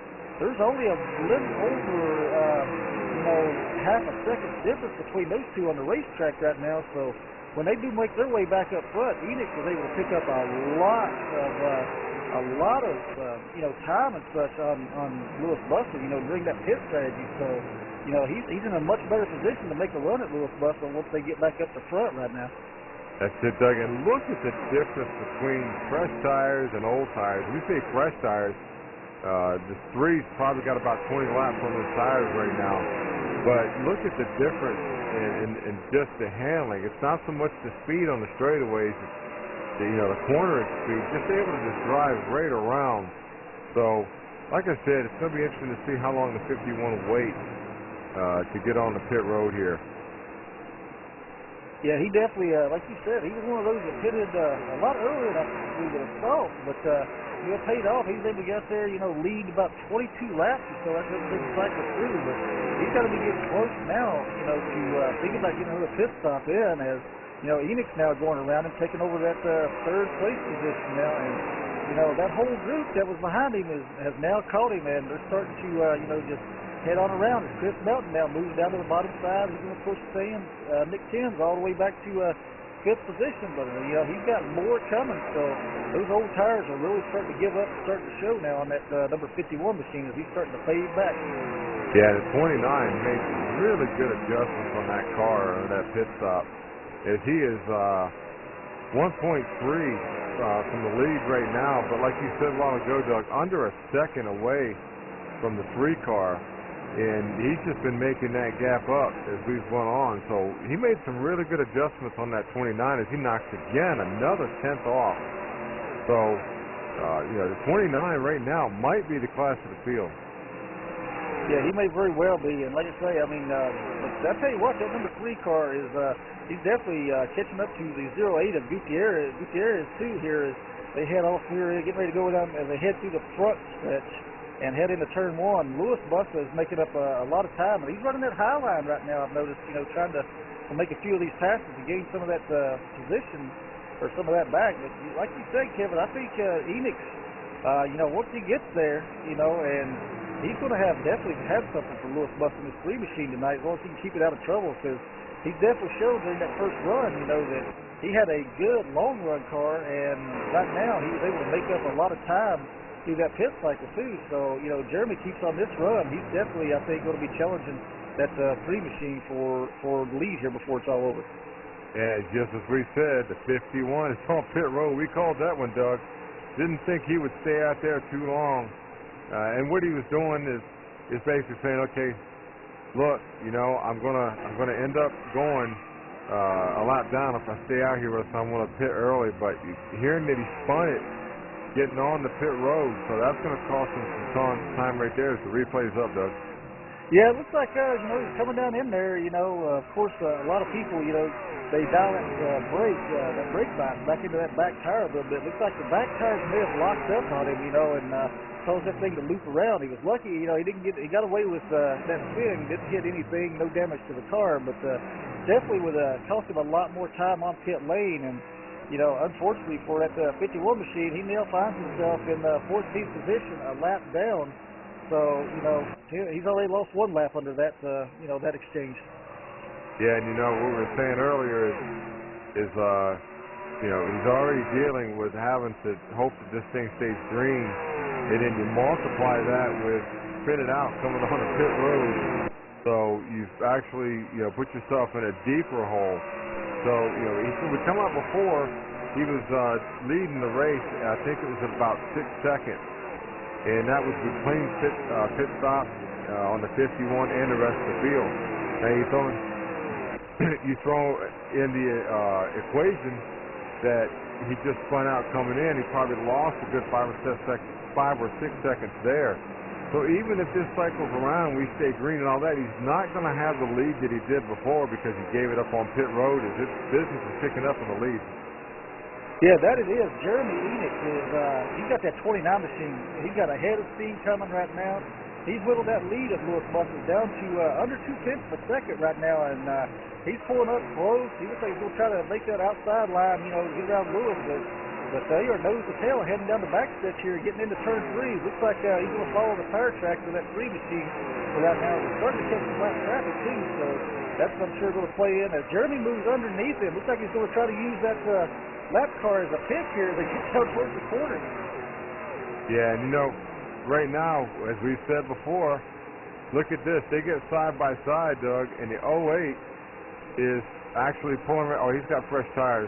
No, he's actually on the same old tires that he was. So, just as we see these guys get side by side like that, just that little bit allows somebody like the 08 who was just riding around back there on older tires get straight back up into it. And don't look now, Doug, but look who slid up in the 4th position that is looking to get inside with these guys to start racing. Yeah, it's looking like it's about to be a 4-horse race here, Kevin, as you know, I was watching that whole pass that went on. Very nice move out there. Jeremy Enix using the car DeMarco Stark as a pick there. Once DeMarco got up on the high line and Lewis was already there, you know, he just kind of had to concede that position. But like you said, you know, while those guys were running side by side like that and running into that lap traffic and fighting for that number 1 position, that 3rd and 4th place machine definitely just creeped right on up in there. So, you know, we got 4 cars up in the mix right now. Yeah, and then looking at some of the lap times, right now, they're running about 30 flats right now. And you look at, that was the leader for Jeremy Eames for 29, was running a 30.002. And we have the 3 of Louis Bussell was running a 30.047. So, you know, he's only a couple hundred faster than the 3. But when you start adding that lap after lap, and as good as we saw the 29, oh, caution is out on the speedway. Caution is out on the speedway. We're looking around to see what is going on. Yeah, and you just alluded to that a little bit earlier, Kevin. It's the car DeMarco Stark, that number 10 machine, currently running in 19th. But you know, the guy who, you know, definitely didn't want to see that was that 51 of Nick Timms, you know, back there in 14th, a lap down now. So, you know, he's got to make that determination now. Do I come down, get 4 fresh tires, get on the same pit strategy with everyone else, or do I try to stay out here now and get my lap back? Looks like Dara Benz, the number 15 team, is going to be our lucky dog. So Tim's has got a big decision to make here that could make the race, so to speak, by the time it's over with. Yeah, Doug, here in the 87 almost collected the car that was involved in that caution. So we really have to replay to see how close that was. Yeah, DeMarco Stark, it looks like he just, wow. He took a couple of hard hits there after it was all over with. He was down on the apron there. It looks like he was going to try to get down on the pit road, was slowing the car down quite a bit. And then, you know, that rear end just kind of kicked out on him. And he put it backwards right up in, you know, right up the track and into the wall. And as he tried to hold the brakes, keep it from rolling back down, the 87 just barely did get through there. But a couple of cars did get into him. He took a couple of hard licks down there. And one of those licks, it looks like the 32 of Justin Barden was the one that T-boned him right in the door. Yeah, we're also seeing a 61 car. Not sure if he was involved in that. He made a hard left to the garage too, Doug. So another casualty there. We get our first caution 109 laps in the books. And like I said, it had the looks and like it was going to be a long green flag.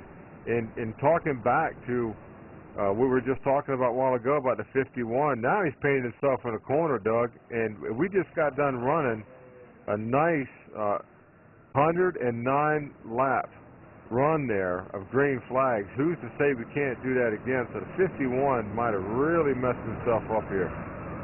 Yeah, an interesting call out there on the track as Enix decided to stay out there in that lead position, still on the track, while most of the other leaders, Louis Bussa, Chris Melton, Dennis Wright, Kelly Jr., Gutierrez, all those guys headed down pit road. So interesting call by that 29 machine of Enix as Gutierrez is able to beat Louis Bussa off of pit lane. So that'll pick up another position for the 08 of Gutierrez. Yeah, and you got to wonder if there was some pit road miscommunication there about coming on. As we only have, looks like we're going to have 10 or 11 cars on the lead lap. So he's going to at least go back to 11th or 12th place on a restart here and have to battle back through all those cars. So not sure about the pit call there. It may be either just miscommunicated or missed pit road in general and not paying attention when the pit road was open. But that, to me, that's just a costly error right there on the 2019. Yeah, it looks like he's staying out, Doug. Yeah, I was just about to say, Kevin, it looks like he's going to stay out. Well, and he, right there at the last second, he takes a hard left. I think he's trying a little bit of a fake-out move there, but he's going to go in. But, I mean, even worst-case scenario, you know, as we showed the pit stop board here up, the only person able to pick up a position on pit road was Gutierrez. He went up one, and Louis Busla dropped a position, but everybody else stayed the same. But the one thing that's going to be lucky for Jeremy on that is the fact, Kevin, is that he's currently shown in 8th place, and like you said, only 10 cars on the lead lap. So, you know, that's going to allow him to move up and start in the 10th place position in front of those lap down cars. So, he's got some distance to make up now, but from what we've seen tonight, he's definitely got the car that can do it. Yeah, and you know, not sure if maybe he was thinking, okay, I'll wait until the last possible moment to get on here and get some tires and fill it up, but you're not really going to have that much more of an advantage running around here on the caution pace speed. So not sure what he was thinking. Only he knows what was going on over there. See if we can't get a word in with the crew to figure out what was going on. That maybe, like I said, a miscommunication or something. But I mean, with the guys that are in front of him, they're no slouches. We've seen it. It took him 60 laps to get to the front, and he started 17th and drove all the way up to 2nd place. So hasn't got to go back as far as this. The only thing that we can really, or should say the 29 should hope on is has a really good restart, and some of these guys in front of him have some problems, and he can start picking them off real quick. But kind of a costly pit stop, if you ask me. Yeah, it looks like we're going to have looks like 3 or 4 waiver rounds this time by too, Kevin. Is we got the Paul Hahn machine, Brandon Butler, Chuck Garcia, and that 51 of Nick Timms all lined up in front of the leaders. So, you know, looks like they're all going to take the roll the dice, so to speak, and take that waiver round, see how it works out for them here. So definitely, you know, we'll put 4 more cars back up on the lead lap there. So, you know, but Jeremy, like I say, that I don't know if maybe he just missed pit stop or was communications, what the deal was there, but to me, that's, like you said, a costly mistake right there. Yeah, and you know, on the 51, I'm not so sure that I would take the wave around here.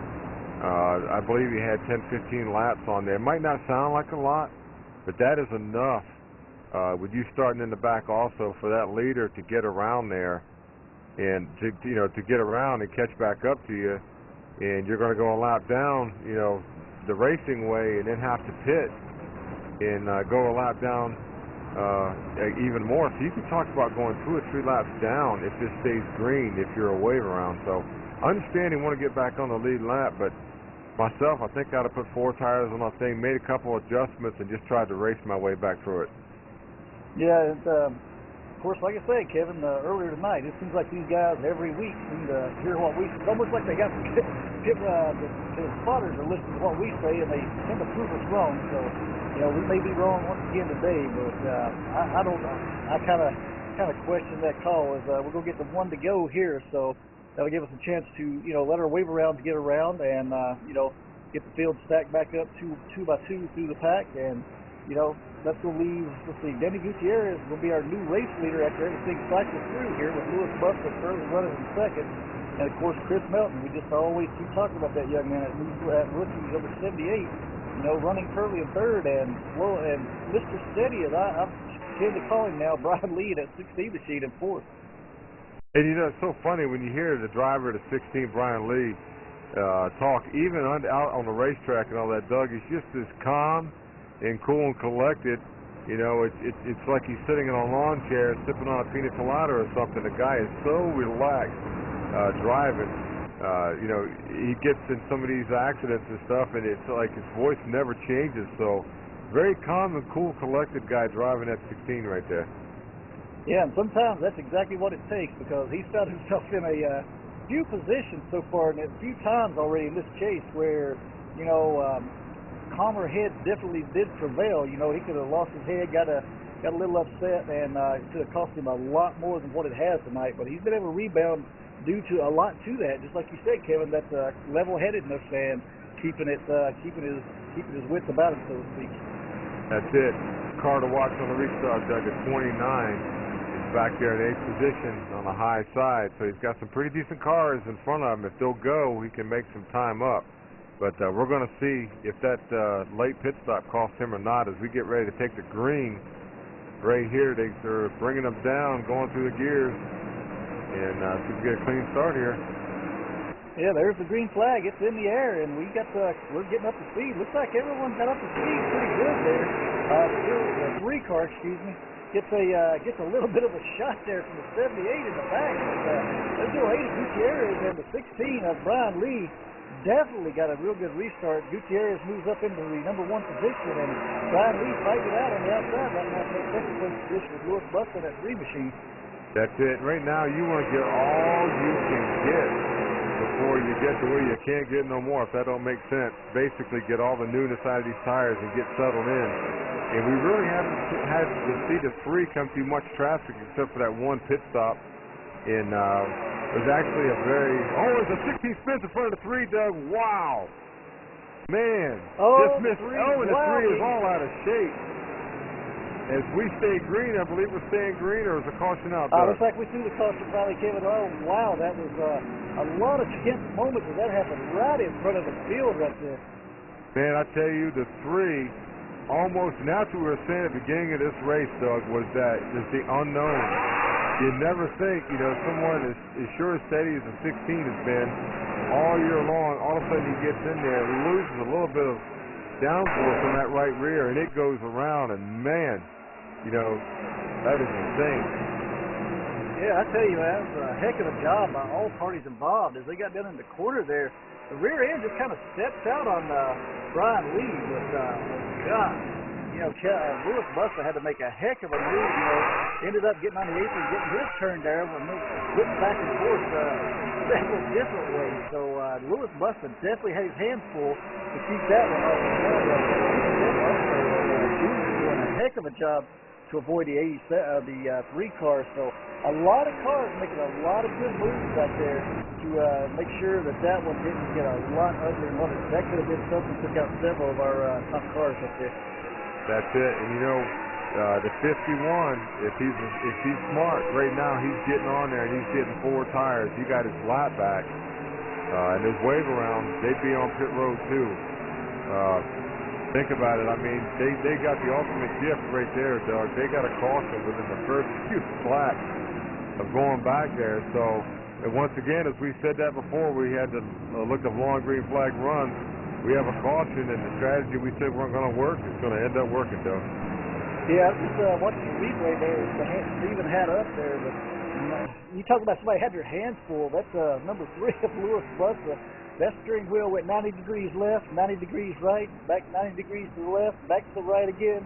And he had his hands full there, Kevin. But great job by all the NuffWORLD drivers out here to keep that little mishap from becoming a total calamity, because that had the makings of taking out 4 or 5 of our top cars right there. Yeah, that was, I tell you, a big shock with the 16 spin. Not sure how much damage you got out of that deal, if you got any at all. But, man, what a save. And like you said, the 3 basically ends up with something in his lap. Like you said, all of a sudden he's driving along, and all of a sudden, next thing you know, he's trying to take evasive action. And just like that, we could have been looking at the 3 car being damaged for the rest of the race. An interesting pit strategy here as the pits are open, Doug, as we see the 4 car stay out. Yeah, he stayed out, and that's interesting. He did pit under that last caution, though, so he's only got about a lap or maybe 2 on these tires, so he may be trying to stay out there and kind of get an idea, see what that number 4 machine of Dennis Wright will do out there in that clean air. He's been buried back there about 8th through 13th most of the night, so he's had to deal with a lot of that dirty air, Kevin, so he may be trying to use this for exploratory purposes, so to speak. Let me get this thing out here in clean air up front and see what it will do. Oh, and Doug, the 16 just had contact with the 54. Coming out of his pit stall, turns out and runs right in the back of the 54.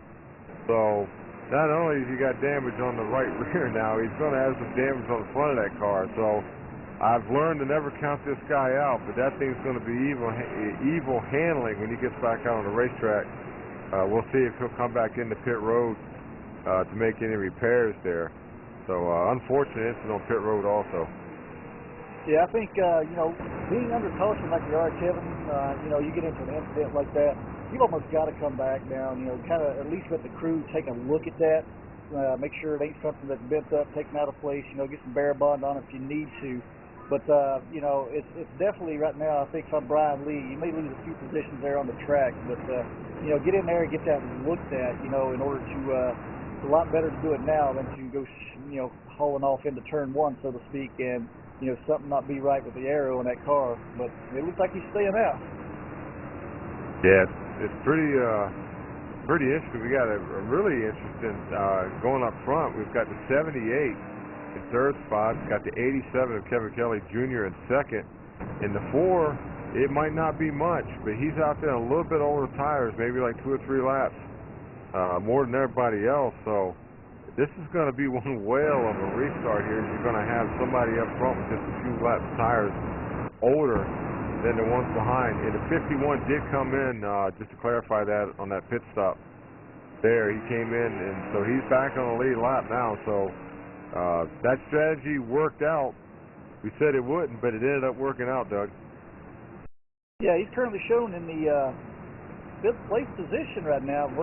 That car right in front of him got Lewis Bussler and Chris Melton right there in front of him. So he's got some good company right there with him. But now it's going to be interesting to see. You know, he was able to get out there and get a few laps led. You know, about 20 some odd laps. You know, that he was able to get out there and lead throughout that pit strategy. But I wonder, you know, now with the way they were seeing things, that if he second guesses now on this one, if he doesn't stay out there a lot longer than what we've been seeing him on those tires with that short pitting strategy. Yeah, you know, just when you turn around and think that short pitting strategy would work, something like this happens. So I'd like to put it in my own hands, my race team's hands, my race car. I mean, obviously, if you've missed the setup, then that's one surefire way to try to, you know, keep some position on the track. But you know, to turn around, if you turn around and get yourself in trouble with your setup and not be able to keep pace, and you rely on like I said, the short pitting, then that's going to bite you. I mean, this was one of those things like getting struck by lightning. You got a caution to get you back into it, but I don't look for him to do that again. Yeah, and I tell you what, Kevin, I'm kind of looking over in the garage area here right now from our vantage point, and this Charlotte has been a little rough for the Duffers here tonight. Currently, we got quite a few guys out. Charles Payne being our latest victim after that incident he had out there. You know, he's got a destroyed suspension. Then you got the 28 machine of Dennis Jenkins with, you know, the engine expired. Christian Vasquez currently out. Bruce Turner out. Jovan Cherry's out. Howard Wildrick, Rob Partridge, Steve Deo, Tom Grivens, and Frankie Samato. So we've only got 19 left. We've got 19 cars left out of the 30 that started this race, Kevin, that are still out there on the track running, and so far only one has been due to what's brought out of caution. Yeah, it's crazy. This place is notorious for eating motors, but usually in the latter parts of the race, so I can't wait to see what the next half is going to bring. We got a green flag. Yeah, we got the green flag out there. Looks like Dennis Wright got a good start out there outside. Kevin Kelly Jr. now getting a little push from Chris Melton as they head off into one, as they're side by side right now. So looks like Kelly Jr., if he can get up off the bottom here really well, he may be able to take that number 1 position here as they come up off of 2, and it's a dead heat drag race now down the backstretch. Yeah, these boys are getting at it, man. You got to be careful. The tires are on low air pressure. Oh, as he slides right across the nose of the 4, that was close right there, Doug. Yeah, the 87 and 4 just about got together, but the 84, they slide back down the 100 and pull that scissor move right there, you know, and now Lewis Bussler will follow the 4-through on the inside, you know, so Kevin Kelly Jr. stuck up there on the high side right now, but Lewis Bussler ducks it down. He's going to go for the lead right here as Jr. moves down to the inside now. Wow, these guys are really duking it out, Kevin. That's it. The 87 was probably trying to get that bonus point for leading the lap, and for all his efforts, it didn't get him that bonus point, so now he's got to try to go get it again. But I tell you, here comes Chris Melton now down on the inside of that 4 machine. Dennis Wright, so, you know, we got a battle for third here as he clears it. And look at here, Timmy St. Jean and that number 83 coming up to the back. That's it. As you know, as we said, there were only 2 or 3 laps old, but, you know, it seems here at Charlotte, just older tires in general, as he's going to slide all the way back to the 6th position and started on the front row. So it just goes to show you what tires are here. Yeah, and he's still battling for trying to hold on to all he can right here. As Brian Lee now is working underneath him, that 16 machine with the 29 of Jeremy Enix and the 08 of Danny Gutierrez lined up right behind those guys too. So, you know, it looks like Dennis's car is working on that well with these tires up on that high side, and everybody has just pretty much freight trained down on the inside line right around him. That's it, the 16, man, what a run down into the corner. We'll see what that car is made of on a long run, see if any of that damage affected that car, but here on the short goings, it looks pretty good. Yeah, it's looking really well right now, but Gutierrez got a heck of a run down the front stretch there, just right up on the back bumper of 29 of Jeremy Enix there, and kind of had to back off just a touch right there as they got ready to go into the corner, but you know, these guys are, business has picked up out here, so to speak, as these guys are, just like you said, trying to get all they can while they can out here right now. So, you know, these guys are fighting it out. Yeah, we saw up in third spot, the 51, all but ran all over the 78 getting that corner. The 78, like I said, if it had been a little bit longer in the race, I don't think it would have went as well as it did. So as he's moving up on, looking inside the 87 for second place. Yeah, he moves up on the inside of the 87 and able to, he has that preferred line slides back up in front of him now in the middle of the corner. So moved that 51 machine up into the number 2 position. So Nick Penn's now in second place position, but Lewis Bussler, you know, about close to half a second out there in front of him. So it's going to have to be interesting to see now. It's the first time Nick Penn's been in this position to be able to challenge Lewis Bussler tonight. So we'll have to see what he's got here in the early going of this fuel run. Yeah, going back to find a 29 car, he's made his way up to 7th spot. Still can't help but think that if he was able to stay in that top 2 or 3, that he might be in a little bit better situation. Right now, he's in dirty air and got to drive his way back up through there, so we'll see what happens. Yeah, it was interesting, too. I just kind of noticed that during that first run we had there, Kevin, after the start of the race, Jeremy seems like it took a little bit longer to get that car up to speed and get moving, you know, than what some of these other guys did. But on the far end of the fuel run, you know, towards the end, he was able to, you know, maintain his times a lot better than what some of the others didn't fall off as fast. So it may be the case out here right now is maybe he's done something. Yeah, Doug. And he hits the 3, almost wrecks him, the 51. So. Nah, man, I tell you, the 3 might have a little bit to say about that one. Is it swallows 1 through 4, actually 1 through 5, all on top of each other. And the 51 made a couple of aggressive passes here in the last 3 or 4 laps, Doug. Yeah, wow. At 51, moving up to the number 1 position now, but you know, that was a very interesting move. Right into the back of him here in the middle of the corner as, you know, looked like he had a little better run. Lewis had to chase that car up the hill there, allowed him to get through. So I'm hearing a little bit of driver communication over the radio there. Lewis Bussler was not happy with that move at all, Kevin. Yeah, and I tell you what, that's the second time we've seen the 3 be involved in something that wasn't his doing. You know, is it the old saying, 3 strikes you're out? And you gotta wonder right now, Doug, if the 3 gets back to the bumper of that 51, we might have some fireworks.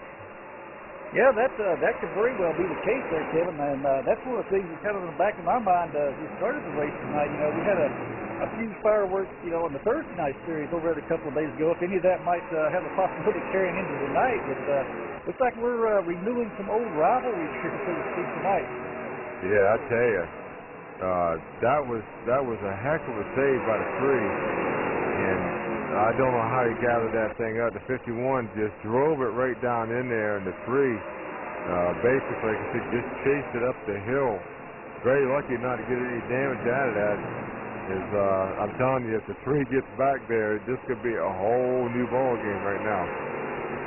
Yeah, I don't, like I say, I heard some of that radio communication, and Lewis Bussler was definitely, let's just say he didn't have nice things to say about how things went there. So definitely, you know, going to be interesting to pan out and see how things play out if Lewis Bussler, once he gets back up there.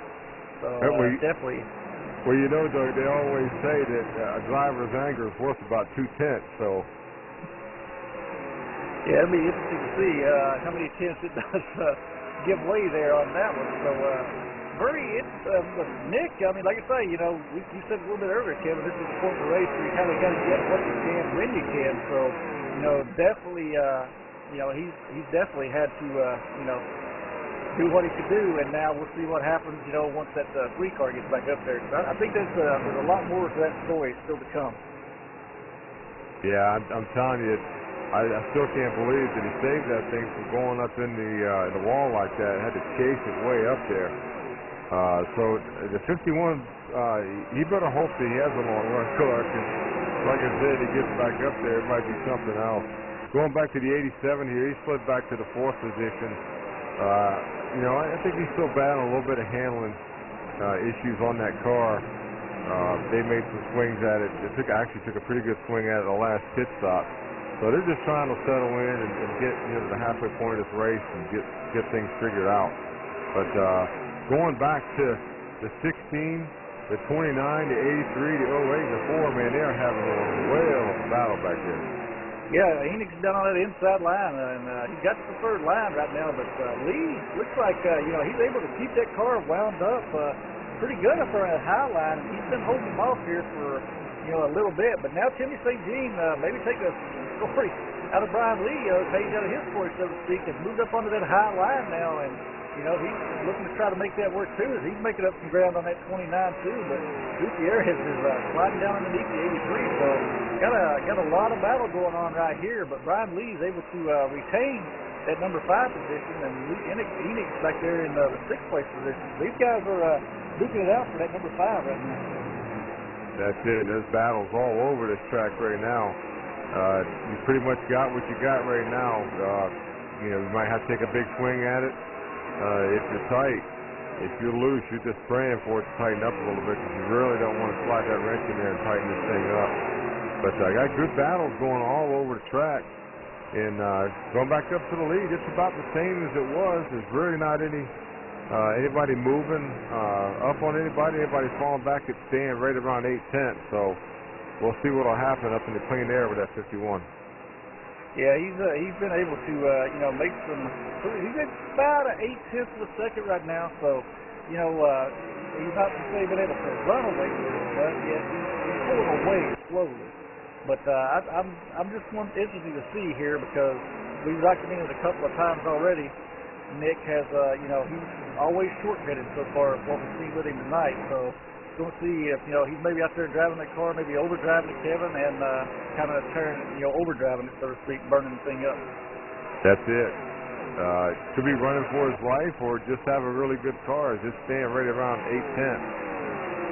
So, you know, like I said, we'll see.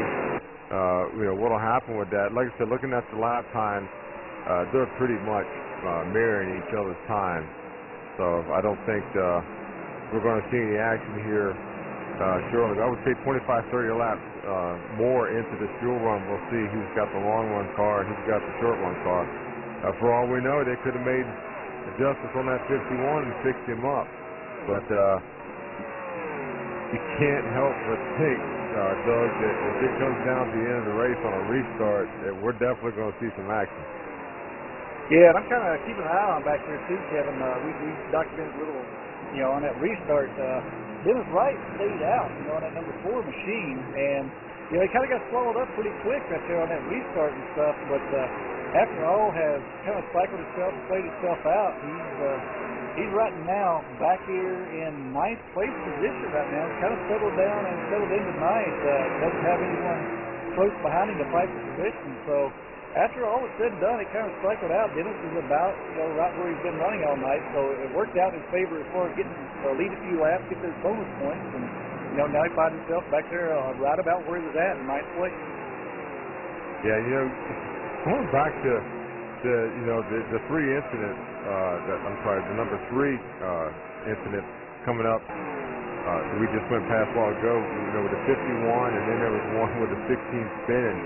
I mean, that just shows, you know, it's like Kevin Harvick said to Jimmy Johnson, you know, a couple of years ago. He said, you got a Gordon horseshoe, you know, shoved at a certain part of your body.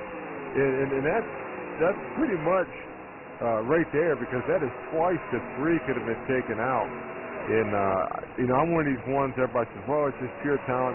You got to have luck too, Doug. You know you do. You just have to have things fall your way certain times. And the 3-car got away with it twice. Like I said, not sure if he's going to be able to get away with it a second time. But you know, I do believe that it puts him kind of in the driver's seat right now because he knows he's got like a 30-something point lead over second place. He can take a little bit of chances, but he definitely want to finish the race. So, you know, if it gets down to the end of it, he's like, you know, looking for a little payback, saying that, you know, I need to use the bump and run to win this thing, or I need to use the bump and run in general. It's there. Yeah, he's got that little bit of cushion, like you talk about, you know, with the especially in the points, which is the overall. You know, I'm sure what he's got in mind right now with, you know, with what he's got. He's got between him and Brian Lee, he's got about a 55-point lead coming into tonight's race. So he's definitely got that lead. And with the amount of cars we've had drop out tonight, you know, if you know the unfortunate were to happen, you know, for Lewis, then he's going to walk away with the lead still in the VSU Cup Series. But you know, no one wants to play that. I always like to refer to it playing out that mulligan. You don't want to have it play out this early. Yeah, that's it. You know, it's, I was teasing a while ago saying that, you know, a mad driver is worth 2/10, you know, on the track. But in the other hand, too, you got to look at it and say, okay, you got to settle down just a little bit, get back in your rhythm. You know, you don't want to make a mistake. You want to keep things, you know, keep things going. You don't want to put yourself in a bad situation where all of a sudden you're making bad judgments or poor decisions on trying to get back at a driver or a situation that happened on a track. So, you know, Lewis is a smart driver. He'll settle down. I'm sure when, you know, it first happened that he wasn't that calm about it, but good look, he's knocked 2/10 off of the lead. So he is making a comeback, though. Yeah, I think that might have been a lot of it too, Kevin. You referred to it right there. You know, when the incident first happened, I was listening to some of the chatter on the you know, between the spotter and the crew chief and the driver there, and you know, Lewis, we won't say he was the normal, level-headed, calm Lewis that we all have come to know. And now, you know, he's been out here been about 5-10 laps now, and Nick was able to pull away there for a little bit. But it looks like Lewis has, you know, got himself back under control, got his wits back about it again, and he's starting to knock some of that lead off now. Yeah, and you know the thing is, he's running second, he's running good, he's got a nice point lead, and it's one of those deals where, you know what, I want to win this thing, but he's thinking big picture too. Yeah, I'm going to pan back here a little bit farther, Kevin, in the 08 machine of Danny Gutierrez. He's been able to make a couple of passes here the last couple of laps. Got around the 87 of Junior, and also got around that 29 of Jeremy Enix. And right now he's working the high side around Brian Lee. So Gutierrez is starting to pick up a little bit here himself. You know, moves him up into fourth place position after getting around Brian Lee. So, you know, he's definitely looking to put that 08 back up to his front once again, and he's on a charge right now. Yeah, and the 87 looks like he's still battling that car. And the early parts of a run there seems to settle in on towards the middle to the end of a run, but definitely looks like he's a little tight getting into the corner. And like you said, back in 8th place, the 4 car, he settled in the 8th place with those 4 old tires. And here's someone we ain't talked about a whole lot, Doug, the 34, quietly sitting back in there in 9th place, followed by the 10th place position car to 15 of Darren Benz. So, I mean, you know, these guys have been having quiet races back here, and they're sitting inside the top 10 just running their race.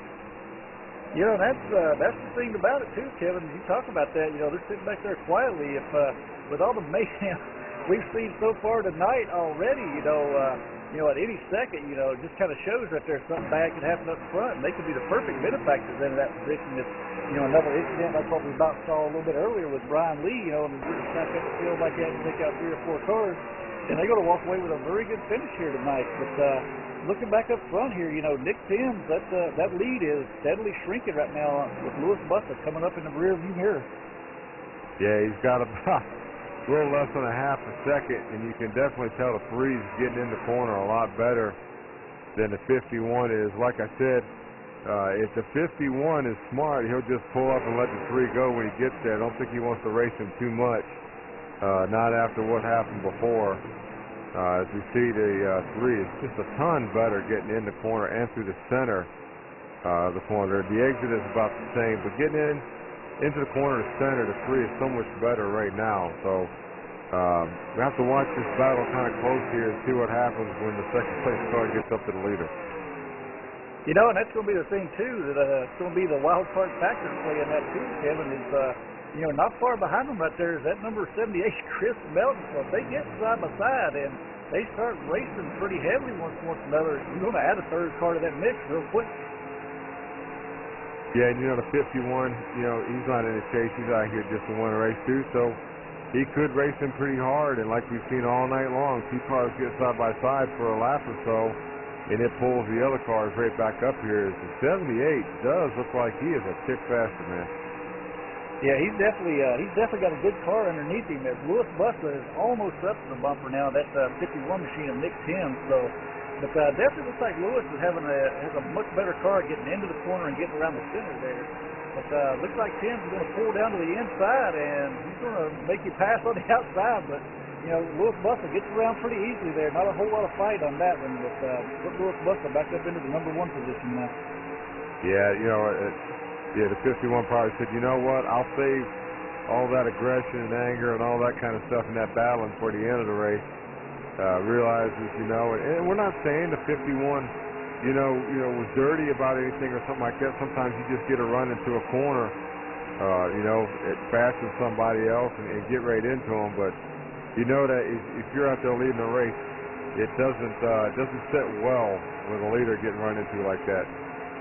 Yeah, it looks like the 78, Kevin, we talked about it. He's up on that high side. He goes around in the 51 also, so move that 78 machine up into second place. So, but I'm noticing that 78 seems like he's picking up some time on the 3 car too. So he may be just a little bit better right now than what Lewis Buster is. So it's going to be interesting to see if Chris Melton can get up there to Lewis Buster if he's able to get around him then. Yeah, and looking right here, he's about a tenth faster a lap. They swap back and forth. They're pretty much a wash right now, but the 78 looks like he's just a tick better getting into the corner than the 3 is, and he's a little bit getting right there, as you can see. He's a little bit better to center, and a little bit better getting off too, as the gap stays at about 4/10. So we'll have to keep an eye on that and see if the 78 can make some ground. Right now, he's learning, he's searching, looking for a different line to make up some time on the leader right there, watching. You know, sometimes the best thing you can do is watch the leader and watch where he's running and maybe try to run a different line to get that clean air on your nose, you know, or maybe draft up to him. So 78 just Melton's a smart fellow. He'll figure it out. Won't be surprised if he gets up there as he knocks the 10th off on that lap right there. And I'm looking back here just a little bit further, Kevin, but that 87 of Kevin Kelly Jr., he's fallen back now to he's fallen back into the 8th place position now. Looks like that car, you know, I don't know if they made adjustments on that thing during the last pit or not, but it looks like it's gotten pretty tight on him. He's having a little troubles there coming off the corner. Looks like it's pushing out pretty heavy on him towards the wall. So I'm not sure, like I say, that last pit stop, they maybe made some adjustments on it, didn't go right for him. Yeah, they're saying down the 87 pit that he's good getting in, but he's tight from the center off. So look for him to make adjustments on that next pit stop. Yeah, now we talked about that a little earlier during the pre-race and during the race. You know, a lot of these cars are going to start getting tighter, you know, as this night rolls on. So, you know, I haven't seen a whole lot of loose cars really out here tonight, which is very interesting, and it kind of shows, you know, Kevin, just how tight this track does get throughout the night. We haven't seen a whole lot of them cars getting tight, or getting loose and snappy on the exit. No, and you know, I think the only time we saw a car get loose was the 16, and I think it was just one of those deals where, you know, he got running someplace that his car was not used to running. So it's looks like the 51 hasn't learned his lesson from the first short pit there, as he's heading back on pit road, Doug. Yeah, it looks like he's committed to that short pit strategy once again, and looks like he may have been a little hot, maybe even been speeding there when he comes down pit road. He locked that thing up heavily, had a lot of smoke coming off the tires, but he's definitely committed to this and sticking with it. So he's in on lap 164. So, you know, be interesting to see if this thing stays green like it is again, you know, if he continues to keep doing that tonight, Kevin. Yeah, well, the thing is if he was speeding, then he already made a difficult situation that much more difficult. It'll pretty much put an end to his night. I got to tell you, he's going to go a couple, maybe even 3 laps down. As we're hearing, he did have a speeding penalty. So, you know, you live by the sword, you die by the sword, Doug. Yeah, I mean, tough one right there. I mean, it did look like he was coming in pretty hot. You know, he locked it up. So, unfortunately, you know, that's going to definitely, you know, Nick showing 1 lap down now after that pit stop. But, you know, if that drive-through, wow, then, you know, put him another lap down possibly, and it's going to be really tough. Yeah, as we go back up to the front here, the 78 is there, Doug. He's figured out a way to catch that 3. He looks strong as they head down into turn 1 and 2. Yeah, Chris is definitely, looks like his car is right where he wants it right now. And like you said, he's been clicking off about half, you know, a little bit here, a little bit there. But right now, he might be trying to, you know, now that he's got there close enough, he might try to use that draft of Lewis buses, you know, to kind of reel him in a little bit more and get that little extra run to get down in the corner, you know, and jump right in front of him there. But right now, they're that lap at the line. Looks like they may have stayed about even. Yeah, I tell you, these guys are going at it. And it looks like now that the 78 might be pushing a little bit in the center off, but he's got really good drive off. I know it doesn't make sense if he's tight in the center off, but the way he's got that gear set up in that car, when he gets that car straightaway, she pulls right up on the straight and on the front stretch here. So he's got a little bit of work to do on that setup, but you know, we said this about the 29 car earlier, which has really fell back into the pack in that dirty air. But the 78 is proved, I think, the longest of anyone. When he gets there, he can stay there. So I think just a couple more adjustments on that 78, and he'll be right there battling for a win. You know, and I'm kind of looking just right behind him there too, Kevin, and I take the car on the move right now, I think, is that 08 of Danny Gutierrez. While they've been up here and we've been watching this, Danny has moved up. He's under a second off the leader right now and has been continuously clicking off times faster than the leader over the last 10 laps. So Gutierrez in that 08 is definitely coming. So it will be interesting. This could be a 3-way battle here before you know it. Yeah, these guys are going at it. And I tell you, the 87 goes back by the 4 car to take that 6th place. So he's battling back, changed his lineup just a little bit. The young man getting frustrated in the car, and the crew's trying to get him settled down and back his corners up a little bit and wait for that pit stop.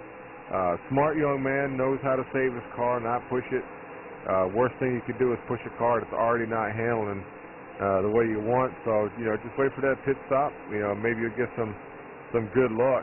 But looking right in front of him, the 29, Doug, he really hasn't made any advances at last pit stop. He's riding around in 5th right now, running pretty good lap times, but, you know, just can't make up any time on these guys. Yeah, Jeremy, it seems like that car is just kind of, you know, stalled out per se right there where it's at, you know, at this current time. You know, he's been running in about that same position, you know, for about 15 laps or so now. Just doesn't seem to be able to make any ground up on the leaders like he was, you know, during the lap that we had there a little bit earlier. But looking back up front here, that 08 of Gutierrez has definitely caught the second place machine of Chris Melton, man. He is right up on that rear bumper now. Yeah, you know, these guys, the 08, you know, we weren't even talking about him 15, 20 laps ago, and here he is. You see the leader going in some lap traffic here. They're going to say hi and let the leader go. But that 08, like you said, he has been on a move. We're seeing him talking about the 78 a while ago. He was 2/10 off the back of the leader. The 08 passes the 78, and he is knocking off about a 10th of lap 2, and he's right there. And it's like comers and goings, Doug. We think we got one guy that's going to be able to run the leader down and get to him and pass him, and then they kind of, we almost had some contact between the 08 and the 88 there. He flags down underneath for the 24. But here we have another contender. It's like they're taking turns trying to see who can pass the leader. everybody looks like getting a shot right now. But that Gutierrez and that 08 machine, he's definitely got that car wound up. He's definitely got it running where he wants it right now, and he's coming after that number 3 of Louis Bussa. He clicked off about another half a tenth during that lap. So, but you know, as we've seen so far tonight, it's been one of those battles. We saw several guys come up there, get right on the bumper of Louis Bussa, but like we always say, Kevin, getting to him is one thing, passing him is another. That's it. And looking at the 08 line, he's kind of running in 1 and 2 about the middle to the 3rd lane up. Lets it drift right here in the center corner up, slants the gas and drives down through the corner, what we call diamond in the corner.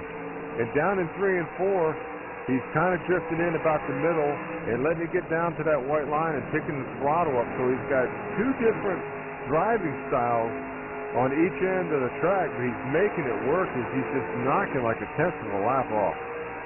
And that's the big thing here at Charlotte Motor Speedway. Finding that line is going to work for you. You know, sometimes it's the high line, sometimes it's the bottom, and sometimes it's the mix that we're seeing right now with Gutierrez. You know, sometimes it's a complete mix of where you got to put that car. Just like you see it here with him, he's running a completely different line on one end of the track than what you are on the other. But kind of wondering here what may have happened with that 78 of Chris Belton. He's starting to fall back a bit more, and he's about to fall into the clutches of Brian Lee back there in 4th place. Yeah, it looks like the 78 is battling what we were saying earlier that he needed to work on. He looks about right there in the center of the corner. He is tight in the center off, and he's having to stay out of that throttle, and you can see the 16 is just making up a lot of time on him right there from the center of the corner off. And the 16 is kind of riding the 08 line. He's kind of riding around the middle of the track in 3 and 4, and 1 and 2 he's trying to get it down there, but he's making up a lot of time. So that's some of the things we talk about the veterans here and all that. You got to learn where to free your car up. You know, you can't put a wedge wrench or a track bar wrench in the back of the car where you're driving around, but you can sure change the attitude of that car by just changing the line on the track. And the 16 is doing a great job. And if we go back up front, Doug, I think we got to pass the lead. Yeah, Gutierrez just coming out of 4 right there, ducked it down underneath Louis Bussa. Pulls up in front of him through here, right here, as we get ready to go into turn 1, and he completed the pass. So 2.08 of Gutierrez up in the number 1 position. And like I said, we've been talking about, he's got a very good car right here. So we'll look to see as Nick Timms now 2 laps down is the car right there stuck in the middle of our 1st and 2nd and 3rd and 4th. So with these pressure tires, we'll see, you know, if Nick Timms able to get around and get those 2 laps back that he fell down there. Yeah, he's put himself in such a big hole with that speeding penalty. He runs right back up on the 3. Could have had a pretty tense moment there, Doug. Yeah, those you couldn't have hardly gotten a piece of paper, I don't think, between those 2 right there in that corner. That was a very good job, really, on both drivers right there to keep them get those cars together. As Tim gets around him now, gets around Gutierrez here. Oh, looks like he got into the wall right there, maybe a little bit, but completes the pass. So he'll get one of those 2 laps back here. So Nick Timms now will be the 1 lap down now. Yeah, you know, the 3 to me, Doug, looks like he is tight from the center off now. You can see the 08 so seamless going through the corner.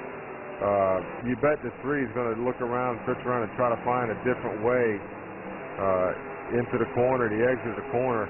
3 and 4 looks really, really good. 1 and 2, we watch him go down across the start finish line right now. 1 and 2 looks like it's his problem corner right now. He cannot quite get that car down, so we'll look for him to make some major changes on that 3 to get back up in that lead. Yeah, this seems like to me, Kevin, the track may be, you know, going through another drastic change right now. Because a lot of the guys who, you know, we talked about in the early part of this race, first 150 or so, you know, have, you know, they're kind of fading back a little bit. They're fighting with some tighter conditions right now than what they were getting there a little bit earlier. And some of these guys who are running, you know, mid-pack seem like, you know, they're getting a lot better off. You know, just like Jeremy Enix, you know, we talked about him early in the race. And, you know, now it looks like he's a little bit more, as up here at the 16, got around the 78 to put Lee up into 3rd place. Yeah, as we're getting ready to do green flag pit stops right now here in the 87's got 8 laps of fuel left, and they're getting ready to come in. So we're going to be having some pit stops here soon. Yeah, well, I'll tell you what, Kevin, let's drop into a quick commercial break here, get some sponsors up on here, and pay a few bills, and that way we get back try to catch these green flag pit stops. So stick around. We'll be back with the green flag pit stops here at Concord, North Carolina, and Charlotte Motor Speedway for tonight's presentation of the Spacial 500.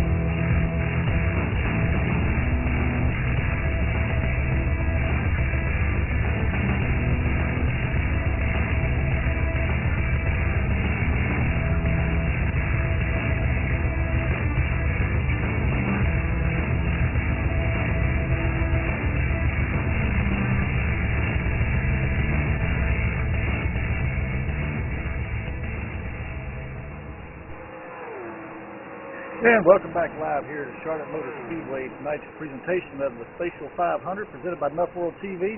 You got me, Douglas Sarge, up here in the booth, joined by Kevin Kelly and our producer, Stephen Mahana, back here. As we're going through some green flag pit stops here to kind of update you on Kelly. Looks like the 08 of Danny Gutierrez has done hit pit road and got back off now. Yeah, that's it.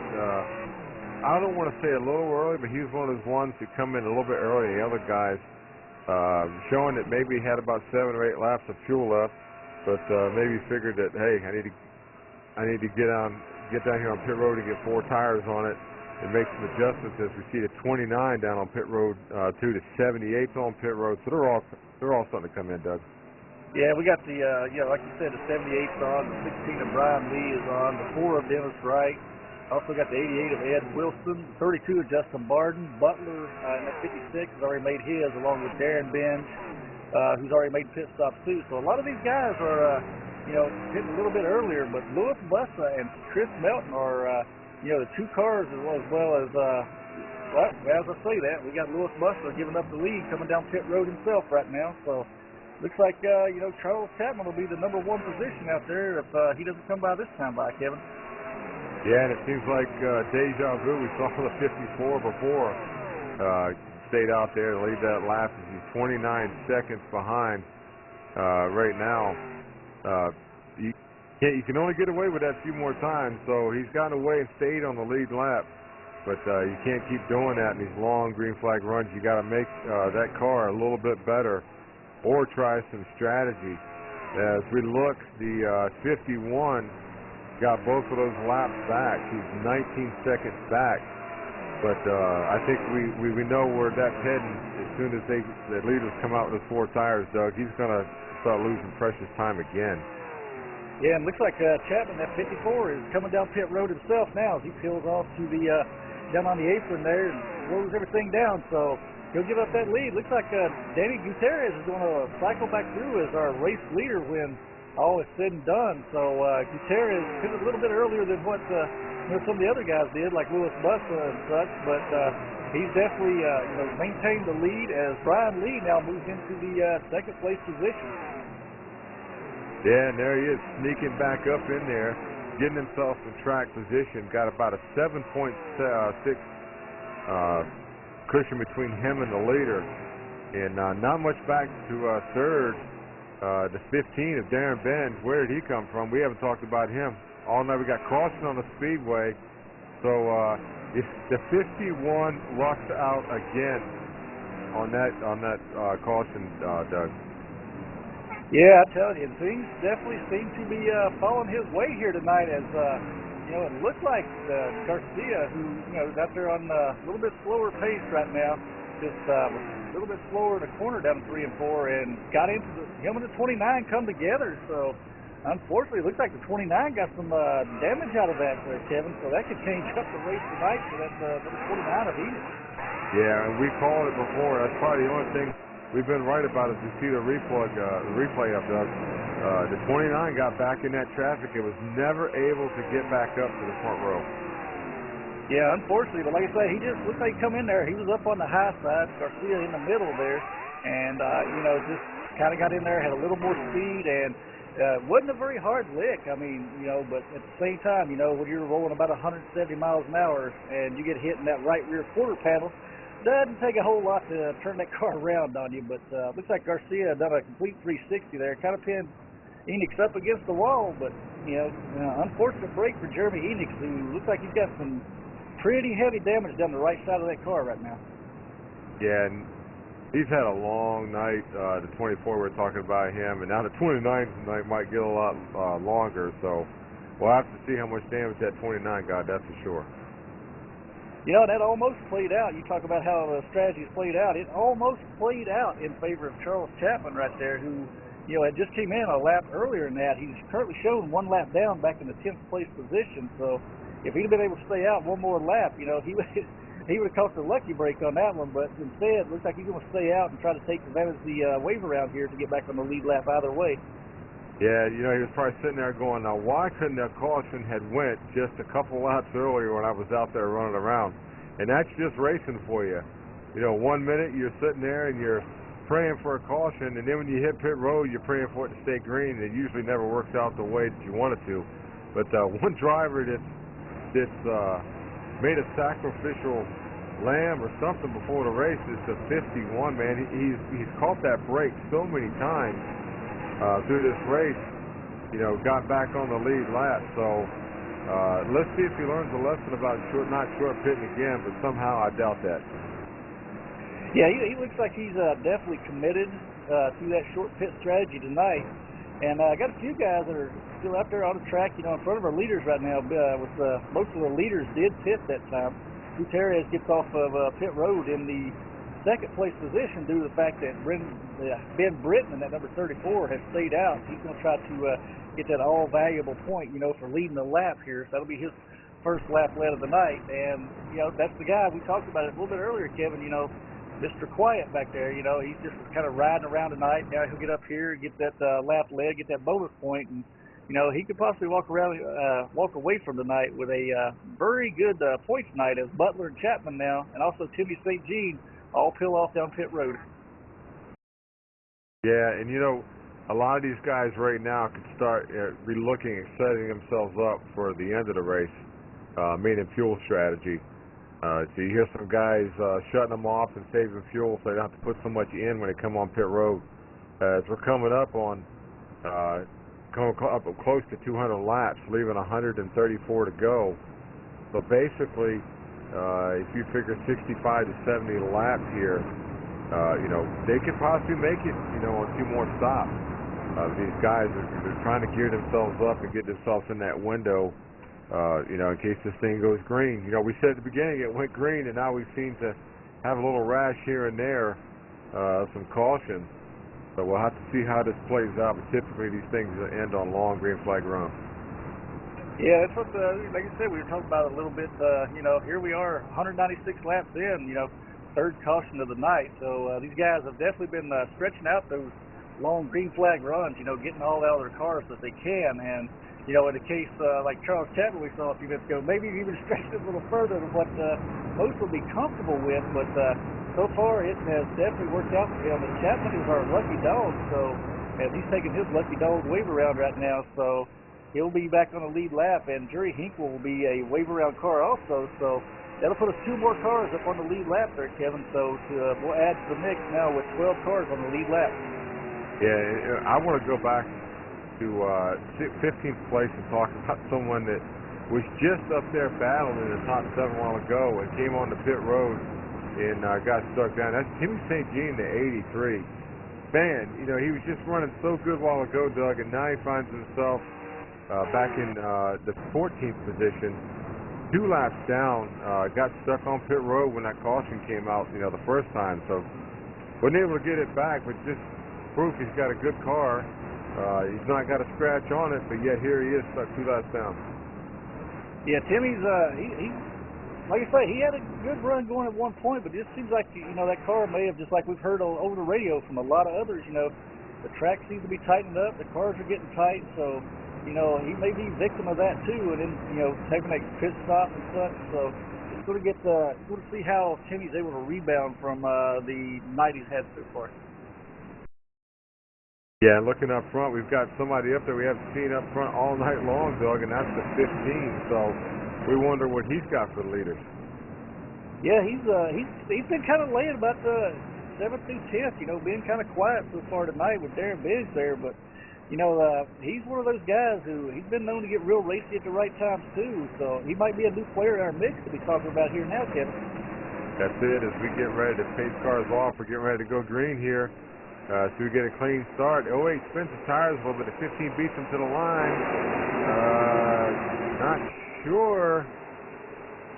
He's going to be able to give this back here. He's going to give it back going into turn 1, so everything's all good.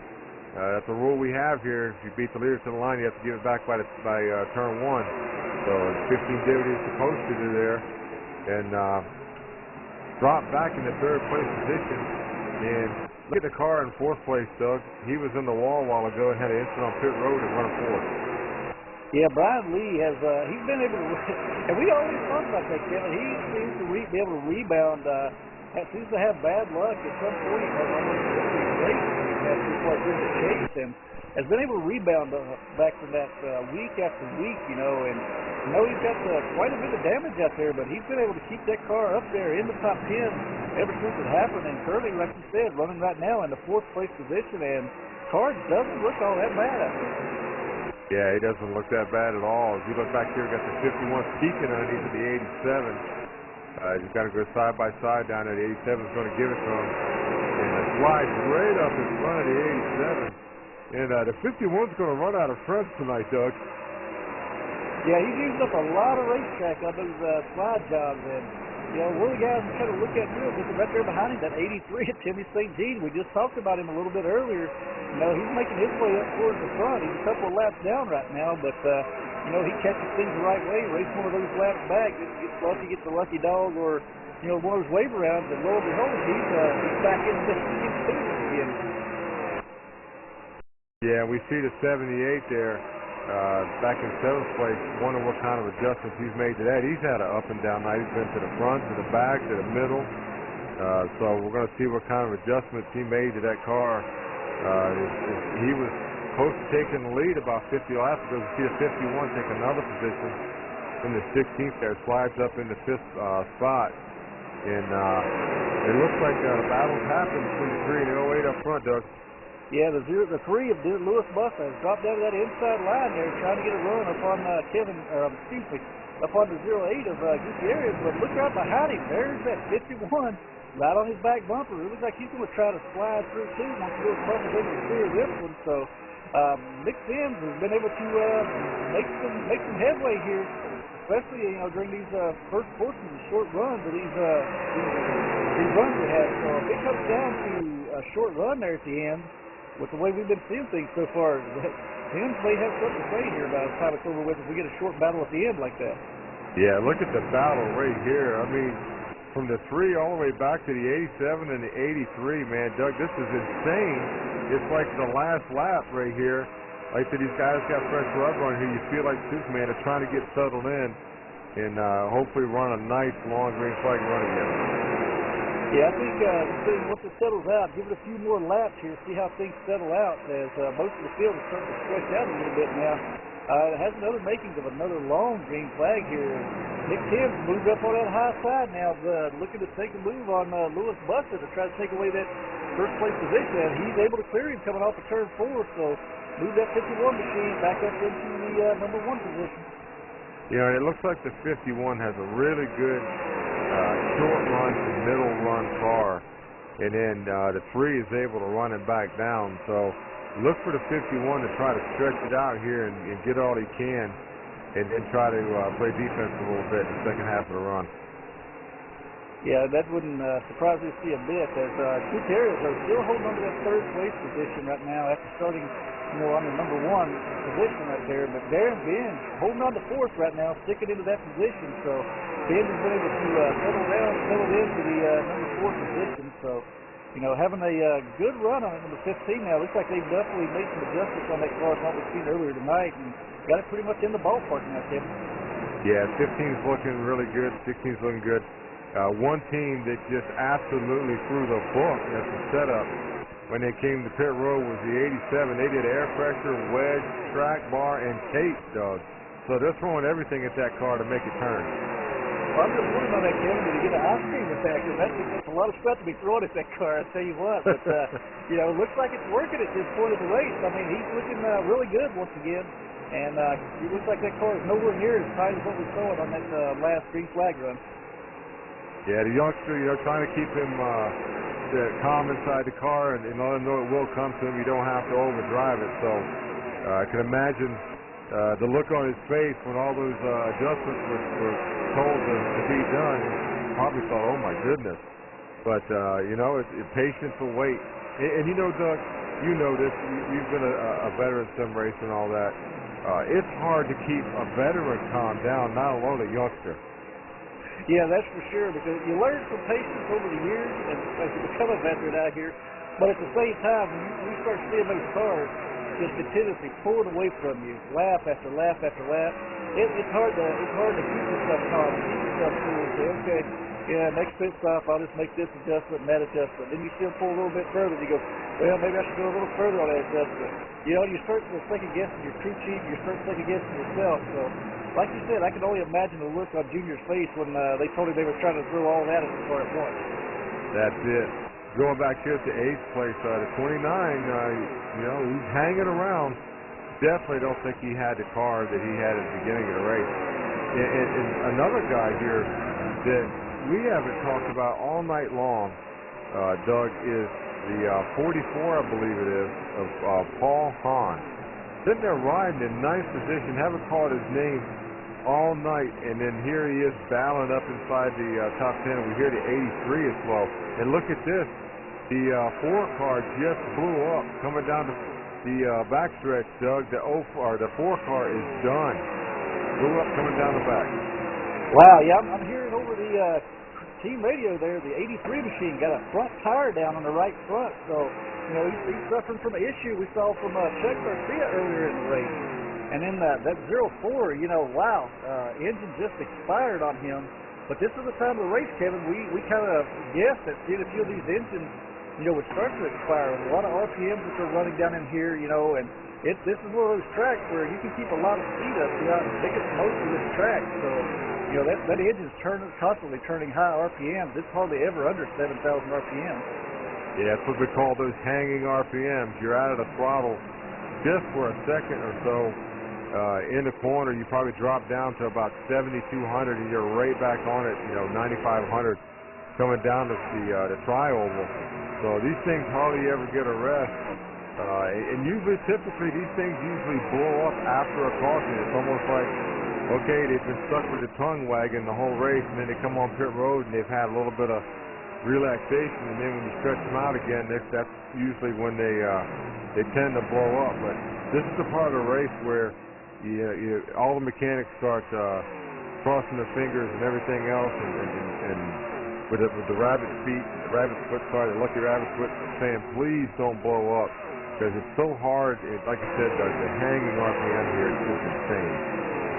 Yeah, and what we're talking about there, Kevin, kind of looking back through the field here a little bit, looks like the Chris Melton was able to get around Brian Lee now, and then just a little further behind him, Paul Hahn at number 44, you talked about him a little bit earlier, has been able to get around Jeremy Enix after that damage Enix suffered. So Paul Hahn's moved up into 8th place position, and Chris Melton looks like his car is a little bit better, but still not where it was earlier in the race. So, you know, it might be something he may have to take a page out of Kevin Kelly Jr.'s book there and kind of throw the seek at that car.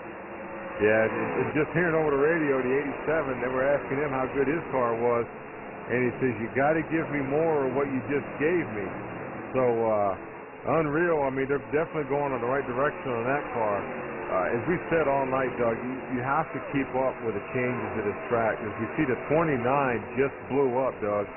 So his night got worse too. The 29 blew up. He has made that hard left behind the wall, and he is retired. So he was one of the guys up earlier there battling the leader for the lead, and now he's done and gone from the right. Yeah, and track temperature is continuing to drop now. I'm hearing Kevin's looking here at the telemetry and such. So that's causing a lot of, you know, that colder air out here, you know, is causing those cars to get that cool air into the engine, which is going to allow them to make even more RPM. And then the track getting cooler, you know, it's going to add a lot more grip. So, you know, you got these cars out here going to be turning higher RPMs, making a whole lot more speed. And then you run into the incident, just like what we saw with Jeremy Enix there. He took that hard lick in the wall a little bit earlier, took a hard lick into the front. And, you know, of course now, you know, you got that engine letting go on it. So that's two engines we've seen here, you know, in the last 20 laps. So it's really interesting to see as this thing plays out with these hanging RPMs, as you talked about, you know, just how many more engines will expire before it's over. Yeah, you know, as the track temperature goes down, like you said, the grip's going to increase. These cars are going to get tight as we see the 08 battling the 3 again, Doug. Yeah, it looks like the 08 was able to clear him down there in 3 and 4. So Luke Gutierrez back up into second place position now. And we talked about him a little bit earlier before those green flag pit stop cycles. It looks like he's been working on this car, you know, as the nights went on, Kevin, and he's got that car about where he wants it right now. As he's definitely got a fast car out there right now, and he's going to set sight now on tracking down that number 51. Yeah, that's it. We see the 51 now out to a little over a second lead over to 08. So we said he'd look for him to try to stretch it out just a little bit the first half of the fuel run, and then try to play defense there on the second half. I'm not sure you can do that here at Charlotte and keep the lead. You have to run here wide open all the time. Might be just that the setup's not allowing him, but you got to be careful. Like you said, you got a ton of grip going on here. The temperature dropped. Like I said, we have 3 degrees drop since the start of the race. The ambient temperature is 62 degrees. That has also dropped. So you're going to pick up some horsepower there. You know, you have a lot of horsepower, a lot of grip. Naturally, you're going to be tight. So the tendency is to loosen these things up. But if you go too far, it's like riding the razor's edge. You got to be real careful. Yeah, exactly. And like you said, Kevin, with all that speed and all that horsepower being pushed, you know, these guys are going to be, you know, definitely trying to get these cars loosened up quite a bit so that they can take advantage of those conditions. But you got to be careful. It's like you said, razor edge right there to, you know, definitely keep from, you know, getting too much wedge into that thing. And, you know, you get around that corner on the back, and that could be it. You know, that back end steps out on you. It's one of those hard tracks to catch it at. So, you know, that definitely could play into it tonight. But let's step away real quick, take a quick commercial break here, get the sponsors, get the logos out there and such, and get a couple of us to get some things done here, you know, behind the scenes and such. But we'll be back with the Spacial 500 here from Charlotte Motor Speedway, presented by NuffWORLD TV after these commercial breaks. Are you looking to start your own professional internet radio station the easy way? Sam Vibe was specifically designed for you. From the makers of Sam Broadcaster, Sam Vibe takes advantage of the cloud to let you focus on what is important: managing and running your station. There are 5 simple steps to get started with Sam Vibe. 1. Sign up for a free account at samvibe.com. No credit card information is required to get a free account. 2. Download and install Sam Vibe. 3. Check your email to retrieve your account information and login details. 4. Run SamVibe and enter your username and password. 5. The SamVibe Quick Start Wizard shows you the first steps to start your station. Simply upload your music, turn on your station, and tune in.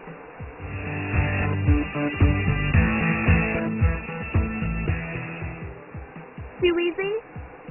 Don't worry, SamVibe caters for the needs of both novice and professional broadcasters. Sound exciting? Give it a try. Sign up for free now at SamVOLD.com to experience how broadcasting should be.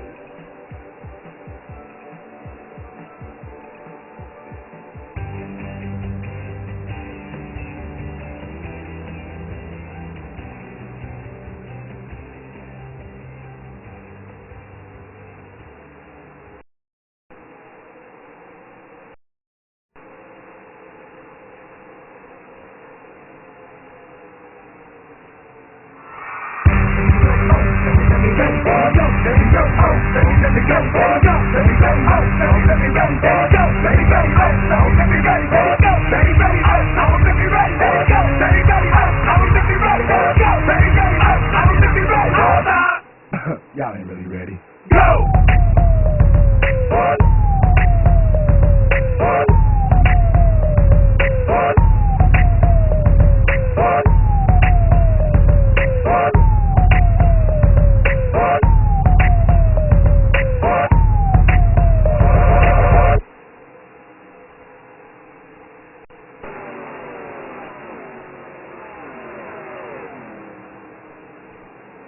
And welcome back live to the Charlotte Motor Speedway here in Concord, North Carolina, for tonight's running of the Spacial 500 presented by NuffWORLD TV.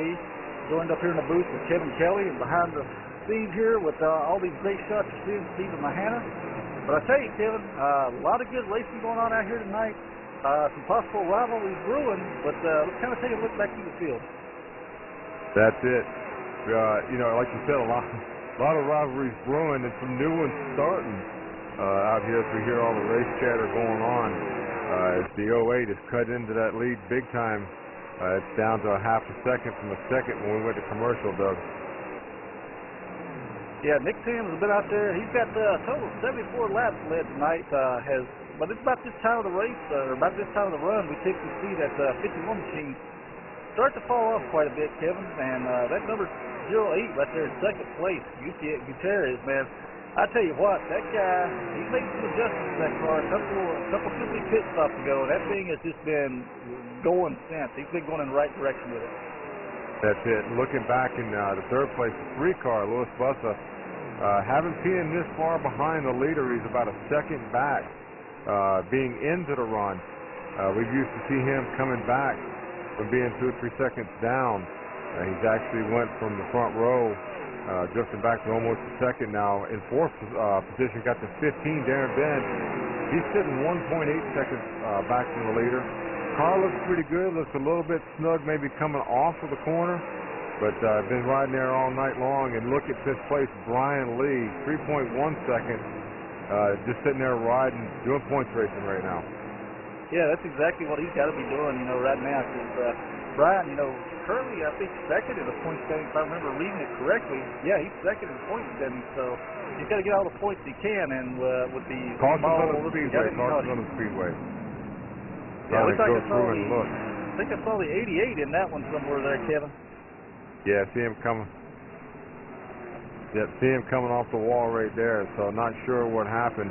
It's right in that area usually, Doug, where just part of a run, somebody gets loose up top there, so not sure if that's what happened to the 88 or not. Looking for the replay right now. Yeah, it looked like, you know, just kind of doing here, from what I can tell, looks like he got down into the tribal right there and, you know, didn't come down and right there on that second little bit that everybody does.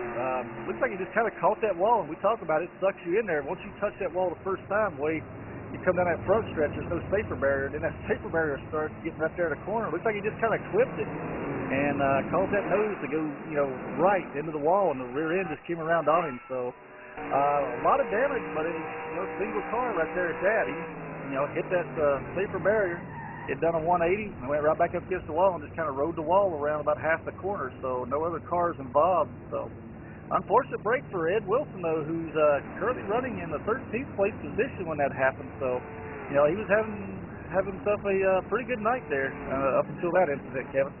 Yeah, and looked in the 51, almost got the 88 right there, so almost taking out the leader right there with that incident, but everybody got through unscathed except for the 88 there. And this pit stop's going to be really crucial. This is the first time we've seen the 51 pit as the leader. So as they're heading to pit road right now, Doug. Yeah, it looks like most of the front runners are heading down pit road, single file right there. Nobody, per se, doing anything that we would, well, I retract that statement. Chris Melton decides to stay out. I don't know if that's just something he's looking to lead a lap and get a bonus point for some odd reason, but Melton stays out. One of the front runners we've been talking about who has been able to who stayed out there this time around, and Paul Hahn stays out with him. So very interesting strategy here on Chris Melton's part, but this race off pit road, just like you said, Kevin, is going to be very interesting. Well, right now, as we're setting it up, Doug, we're lap 234 or 334. We're 100 laps. So these guys are going to have to stop one more time. So that throws that old strategy that we had a while ago right out the window. So maybe some of these guys are going to stay out and run 25, 30 laps to try to get into a window and then pit. You know, kind of ballsy. But, you know, I mean, some of these guys are here just racing for wins. They're not in the chase. So it wouldn't surprise me about anything, you know, that would happen with this race the way it's gone tonight, I can tell you. You know, and it looks like Tim's lost 2 positions right there on pit road the way they come off Kelly, but one of the things I'm going to allude to here, that 08 of Gutierrez comes in, you know, as the second car in, but he's the first car out. And that's not the first time I've seen that happen with that car tonight. That 08, that whole pit crew, it's like every time they came in on pit road, they've been the first car off pit road every time. So that pit crew is really earning their money for him tonight. Yeah, well, think about this, Doug. We're going to have the 08, unless the 44 comes in. It looks like I'm not sure if he's going to stay out there or come in. But anyway, I would think more or less he probably is with 1 to go. But we're going to have the 08 with the lead. The 3 car is going to be in second. The 51 is in 4th. Kevin Kelly Jr. in 5th. Do you think the restart's going to be a little chaotic? I would be about willing to bet a paycheck it's going to be a little chaotic, Kevin. You know, like you said, you know, those guys, there's a lot of them right there. There's a lot of pride on the line.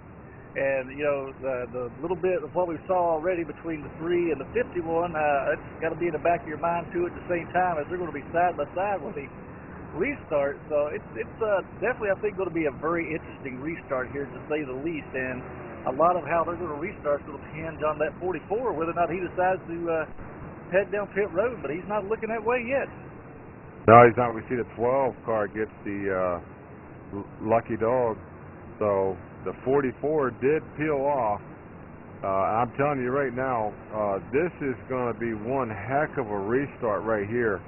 The 08 and the 87 have got to be thinking to themselves, my God, don't let the 51 and the 3 get into it and get into me. So you got to be kind of have a heads up here about what's going on. I tell you, it's going to be one heck of a restart.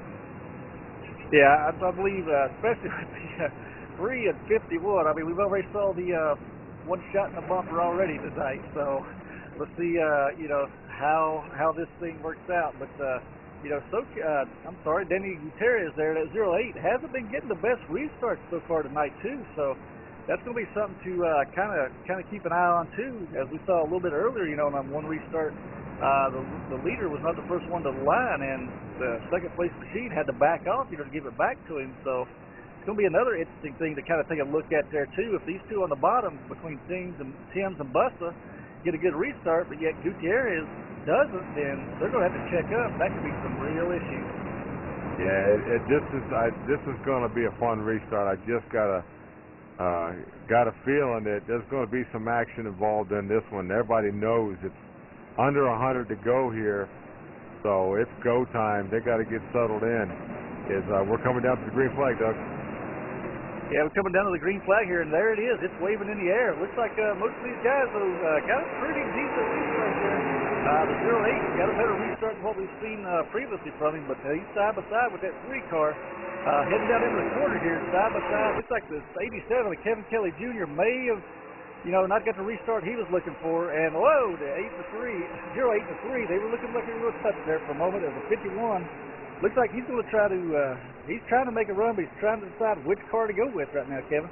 That's the thing. These guys are not giving it up. They're side by side right now. And the 51 is right there. Got to make the 08 loose going into this corner. The 87's right there too. Man, this is trouble if these guys don't get it sorted out. As you can see, the 3 get loose under the 08 right there. Probably backed out of it just a little bit to try to get a little bit better run through the corners. You got the 51 pushing the 08 down in the 3. And here comes the 87. Look at all of it going, getting a huge run. We're going to be wadded up here, Doug. Yeah, they're almost 3 wide coming off this corner here, and it looks like we're going to make it 3 wide. But Bus was able to slip back in right behind the 08. Gutierrez is going to lead that lap, so put the 08 to the front. But that 51 is challenging hard up on the outside, and he drives it there real hard up on that outside line, Kevin. Yeah, we've seen this. The 51, like I said, is that short run to mid-run, fuel run car. Looking at the laps on the line, and this might play right down into his favor. Running hard for about 35, 40 laps and getting into that window, and he's been that short pitter all race long. So this is going to be interesting for sure as they get single file going into 1 and 2. Yeah, it's going to be interesting to see too here as we've documented a lot tonight too. Seems like Gutierrez has been a little bit better than that 3 car. So now that he's able to actually maintain and stay in front of him here in the early part of his race, he's going to be able to pull away from that 3 car and, take advantage of that, so to speak, if, the 51, the 10 has to pit early or does decide to pit early and stick with that short run strategy. But as it stands right now, we're going to have to make at least one more pit stop before this thing's over with, as I'm hearing in my ear here that the track temperature and the ambient temperature is dropping again, Kevin. Yeah, and we said that right towards the end of this race was probably going to be some of the fastest laps that we've seen all race long, and we sure have. We're seeing some fast laps up there out of the leaders. Looking at the last lap by, the 51 ran a 28.914. That was one of the fastest laps he's run this race, and right behind him we've got the 08 who just had a last lap of a 28.976. So these guys are turning some fast laps right now. The track is fast.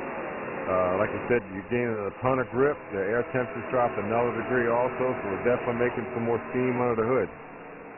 Yeah, and as you were talking there, Kevin, I had looked at some of the race schedules from some of the teams. We're kind of kicking back and forth, but a lot of these guys are talking already, making their strategies, so to speak. But a lot of them are talking about getting between laps 270 and 280 and then try to go for the end of this thing, especially if it stays green. So we might only be about 30 laps or so away from starting to get some fuel stops here, and Tim may not be the only one on that strategy here when we go through this time.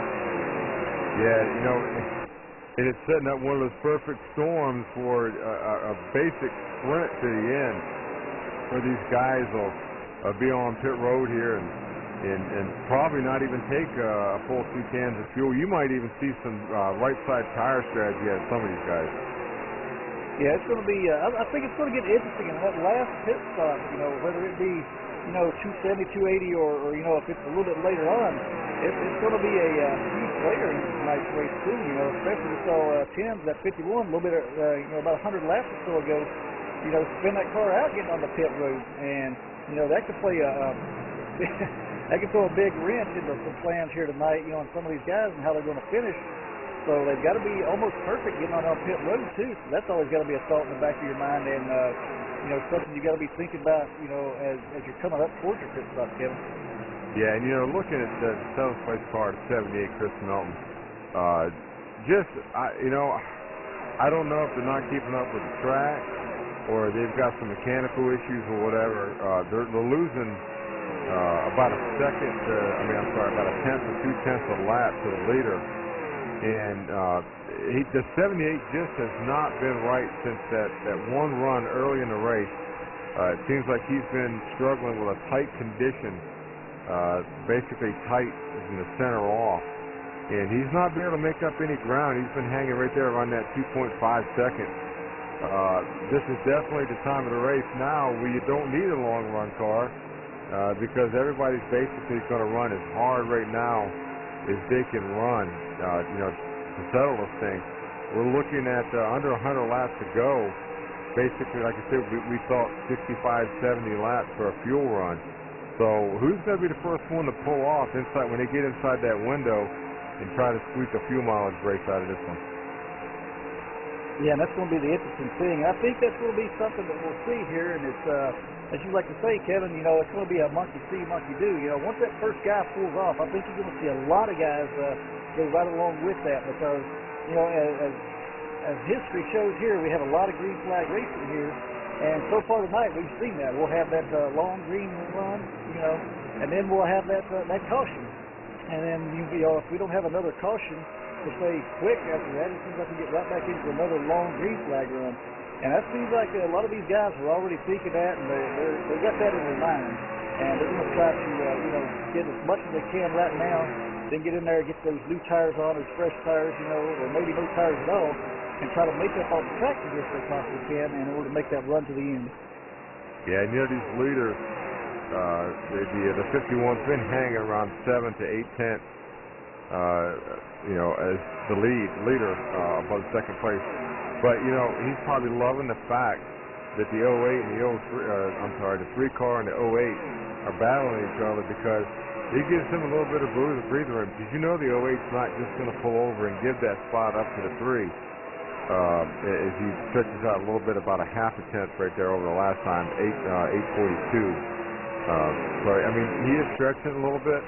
He's probably hoping that the 08 and the 3 will get racing just a little bit and he can stretch out. But if I'm the 08 and I'm the 3, I'm talking to each other.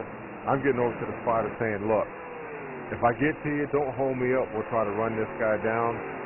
Side by side, all we're going to do is pull fourth, fifth, sixth, etc. back up to us. Let's get single file here. If you're faster, I'll let you go. We'll settle it later on. You would hate to just start racing right here with about 75, 80 laps to go and blow your chance of catching the leader. Yeah, and right now you can definitely, if you look at the lap times, Kevin, you can definitely tell business is picking up. It's go time out here because the top 5 cars right now have all 5 ran their fastest lap within the last 10 laps. So these guys have definitely got these cars, into the wind and definitely got business picking up, so to speak. And, as long as these two right here, Lewis Buffa and Gutierrez, as long as they keep running like they are, they're going to be able to keep that leader in sight. But like you said, like I said earlier, we've seen too, lap traffic has played a factor in already a couple of times tonight, in the lead changes. So as they stay out here under the green, you got that lap traffic that you can with too, so that can become a factor before it's all over with. Yeah, it is. We just saw the leaders go by the 24 not having the race. Chuck Garcia having the race that he wanted to have.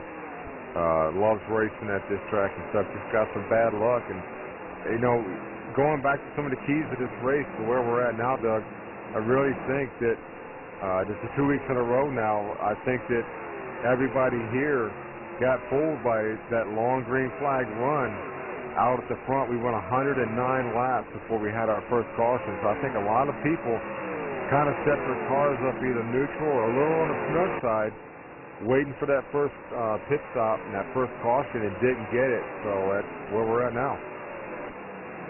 Yeah, and unfortunately for Garcia, that might have been the case. He had that thing set up a little snug. We did see him blow out that right front tire, fairly early into his fuel run. I think it's around 30, 40 laps into his fuel run under that first long green cycle we had.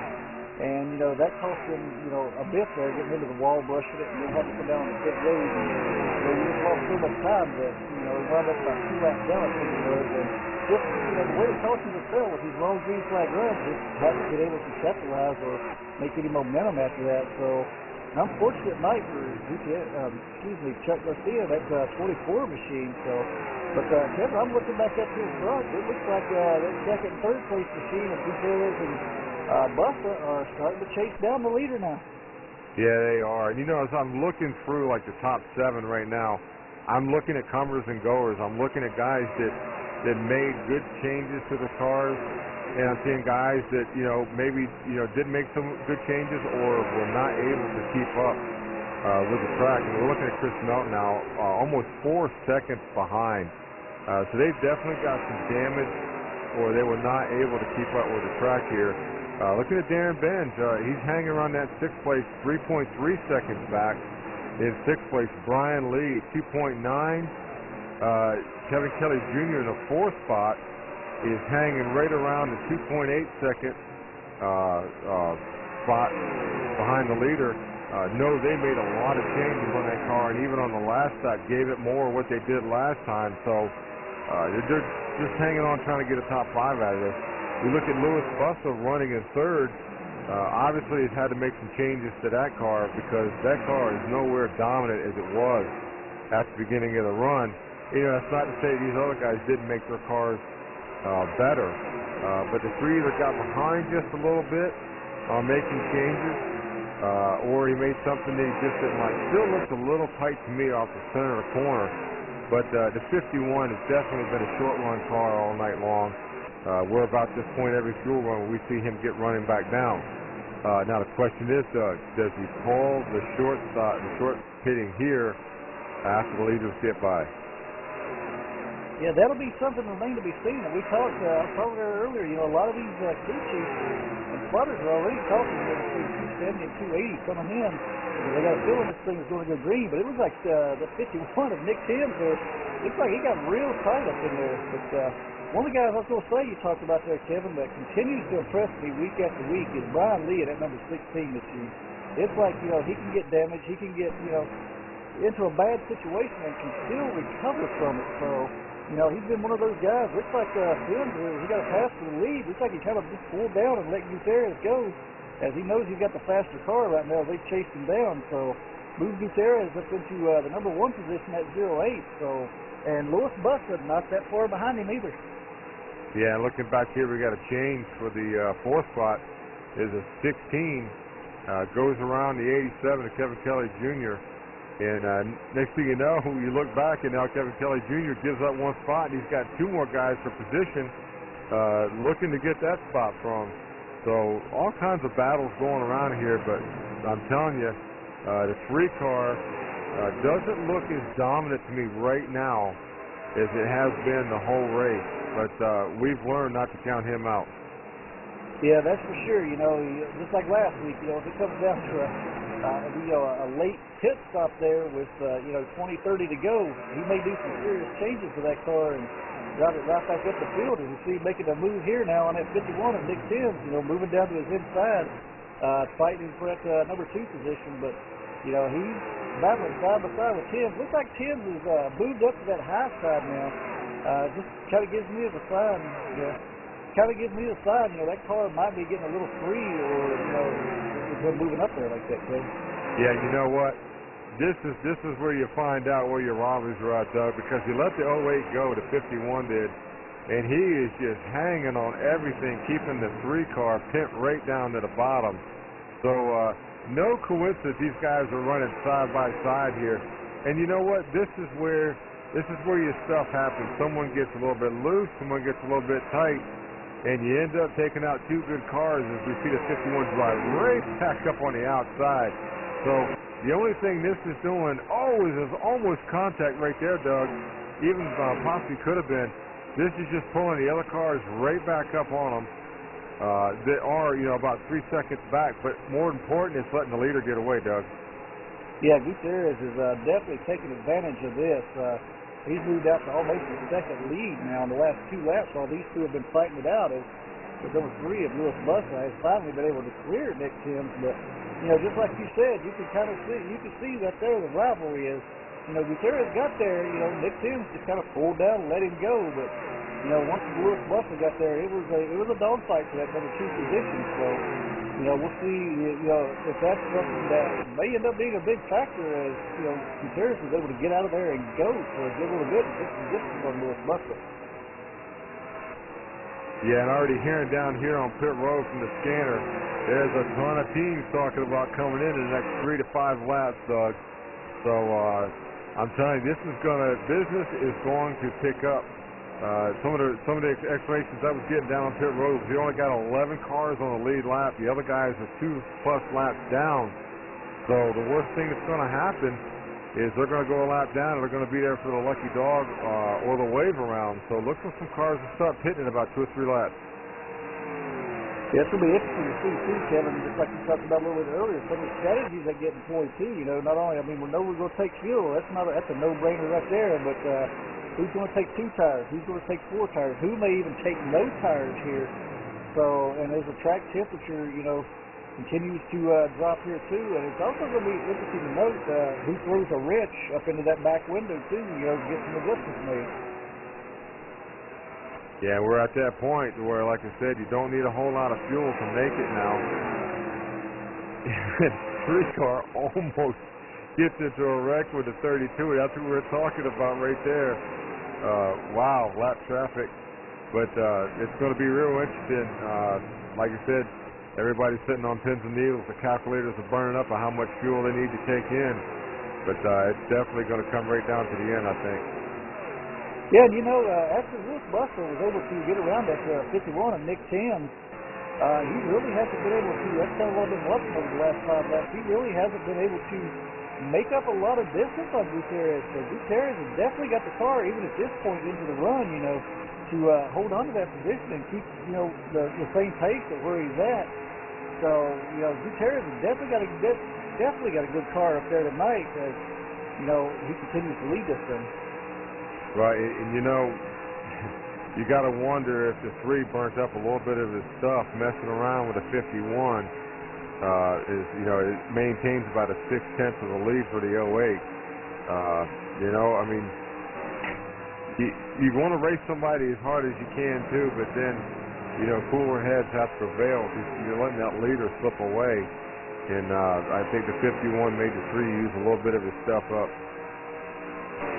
Yeah, but it looks like, as we said, Kevin, it looks like Lewis is starting to, I don't know if the car's just maybe starting to come in for him now, but he's he's made up a little bit of time, picked off about a 1/10 right there in the last couple of laps. So, you know, Gutierrez may be giving up a little bit, or Buster's car may be just starting to come in. It may be just that point of the race where, you know, Lewis Buster said, okay, I'm going to put more wheel into this car, I've got to do it myself, and is running a little bit harder than normal.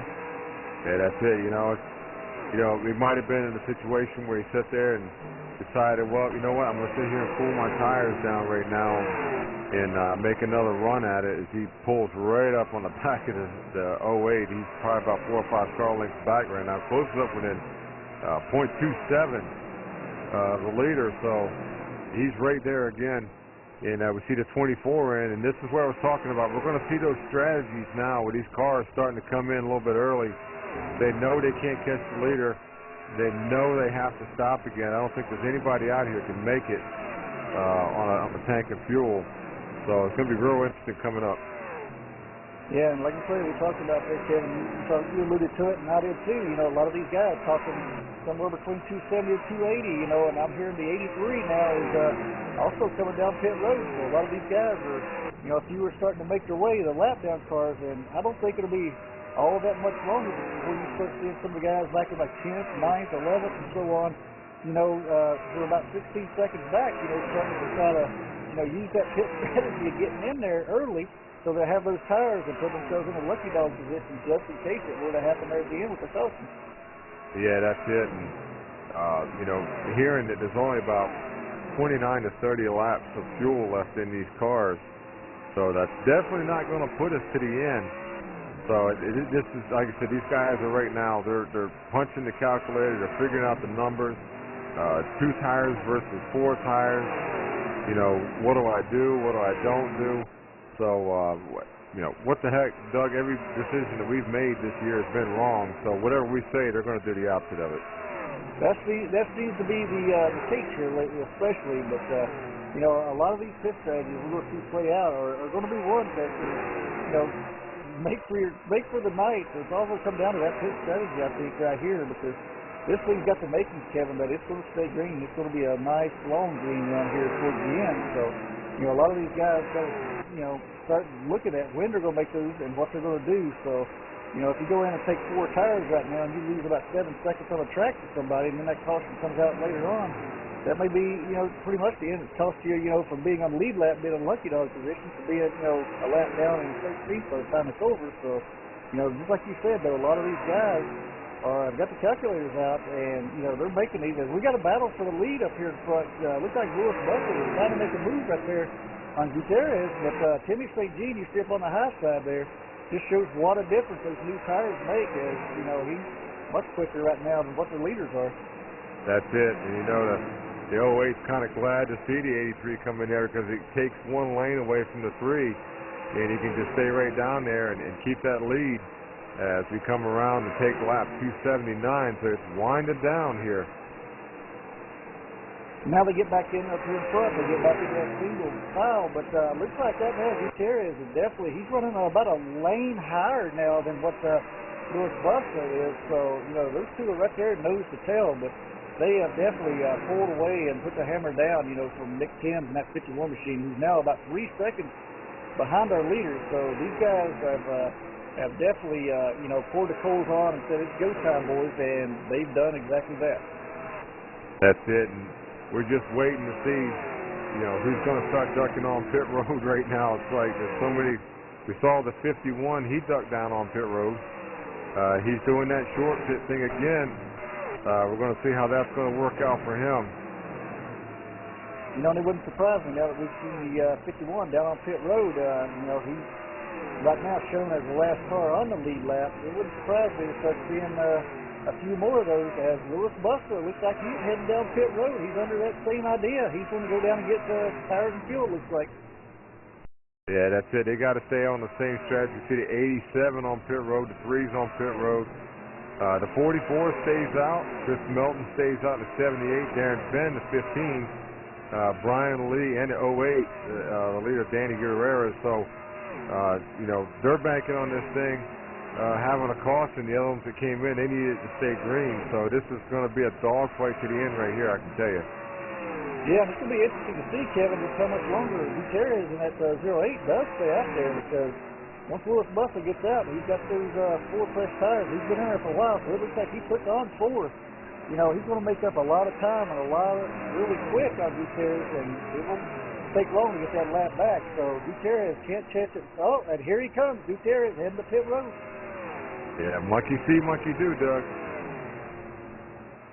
So that'll give up the lead to the number 16 of Brian Lee. Moves Darren Benz up to second, and Chris Melton into third. So, just like we said, once we see the first guy on the lead lap, start heading in there, nobody's going to get, not going to get fooled by that, so to speak. These guys are, they know that once that guy comes out with these fresh tires, he's going to be a lot quicker. So all they're doing at that point is giving up ground, so they've got to get back out in the pit lane and get tires on just like those guys. Brian Lee now heading down pit road. Yeah, and kudos to the 3 car, Doug. They banged out one heck of a pit stop. They came out in front of the 51 who pitted before him, so the 51 has not been in this kind of strategy before. He was used to coming in and then coming out with the lead, with the leaders. Now he's got to play catch-up. Yeah, and he's almost, it's almost even on tires right now. I don't think he's got but maybe 2 laps older tires. So, these guys are, and Gutierrez also gets out in front of the 51 too as he merges back up on the track in front of the 51. So, both of the leaders were able to, as Melton is, they're all heading down pit road, it looks like. So, it looks like the cycle through, Lewis Buster might end up being your leader by the time this is over with, the way the cycle will pit through. Yeah, that's it. I'm going to tell you something right now. That 08, I believe, is going to track that 51 down, and we're going to have a race within the race again, but they're all going to have to play catch-up with the 3 car. And I don't think the 51 is just going to pull over and let the 08 go like he did about 30 laps ago. Yeah, maybe a much longer battle this time, Kevin, just like you said. Chris Melton and Darren Benz now exiting pit road. They're coming out, so one car on the lead lap still has a pit, and that was the 54 machine of Charles Chapman. So he will inherit the lead with Louis Buffalo running second, Nick Timms in third, and Gutierrez running out in fourth. So, but Brian Lee, I tell you what, talk about somebody taking what could have been a bad night and making something out of it. He's still down in the 5th place position, so he's holding on. Yeah, he's sitting right there. We got Chapman again. It seems like the end of the pits, around these pit cycles, that he's the one that stays out and stays in the lead. He's going to get overhauled, that's for sure. These guys are just going to run him down. But basically, hats off to Brian Lee, the 08 and the 87, and just throw the 15 in there too. They have kept up with the track, Doug. They have made adjustments all night long to keep themselves in contention here if something should happen at the end of this race. Probably realize, look, I don't have a good shot of winning this race from where I'm at, but it's one of those deals where I got to go point racing now. So I got to keep myself in the game. I got to keep myself up in the lead, and they've made great changes. Those guys, especially the 15, he came out of nowhere. That just goes to show, these guys that race smart make good changes at the end of the race. They're there. They're keeping up with the track. Is like I said, we now have a track temperature that's almost 5 degrees cooler when we started. So it's all about keeping up with that track. Yes, a lot of these guys have been able to keep up with this track, and there's just many though that haven't been able to. Unfortunately throughout the night. And it shows by the laps down there they do. I tell you, a guy who we talked about a little bit earlier tonight in the 12th place position there, Kevin. Somebody needing a good run, but unfortunately hasn't been able to. Is that number 32 of Destin Barden. We talked about him a little bit earlier tonight. He just seems like one of those that after he was able to get up there and stuff, as he's heading down on pit road, just looks like he hasn't been able to keep up tonight. And that young man needed a good run, certainly sitting in 12th. But as we look back up toward the front group here, Chapman, they picked off about 6 seconds of what lead he had, in the last 5 laps. So it's going to be interesting to see just how much longer Chapman will fight for that. Yeah, it's one of those deals where they got their fingers crossed just waiting for a caution. Please throw the caution. As we come up on about, it looks like got about 40 laps to go here. So, they're praying for a caution, wanting a caution. I don't think they're going to get it. I think we're going to stay green. Although we have been wrong, we probably just jinxed the whole thing, Doug. But as it is right now, like I said, the 54 has been right there. He stayed just on the lead lap every time, just went a lap down and got the lucky dog. But like I said, every dog has his day, and that thing might have laid over right there. Yeah, he may be staying out there a little too long at this juncture of the race because, had he went in, Chris Melton, the last car that was on the lead lap back in 8th place position, about 21 seconds back. So, the pit stop's a little slow. The car ain't where he wants it to be. So, but at the point of the race, with those fresher tires, even he's making up time on our leader right now. So, if you're Charles Chapman, you got to start thinking about getting in, getting some tires on there, and trying to maintain a point that you're staying on the lead lap now, so you have a good shot at it. Yeah, just to show you, the torrid pace that we're running right here. We had 11, 12 cars on the lead lap a while ago, Doug. Right now, Melton in the 78 is the last car on the lead lap in P8. Everybody else is a lap down or more. That's including the 34, Ben Britton, the 44, Paul Hahn, Jerry Hinkle in the 12.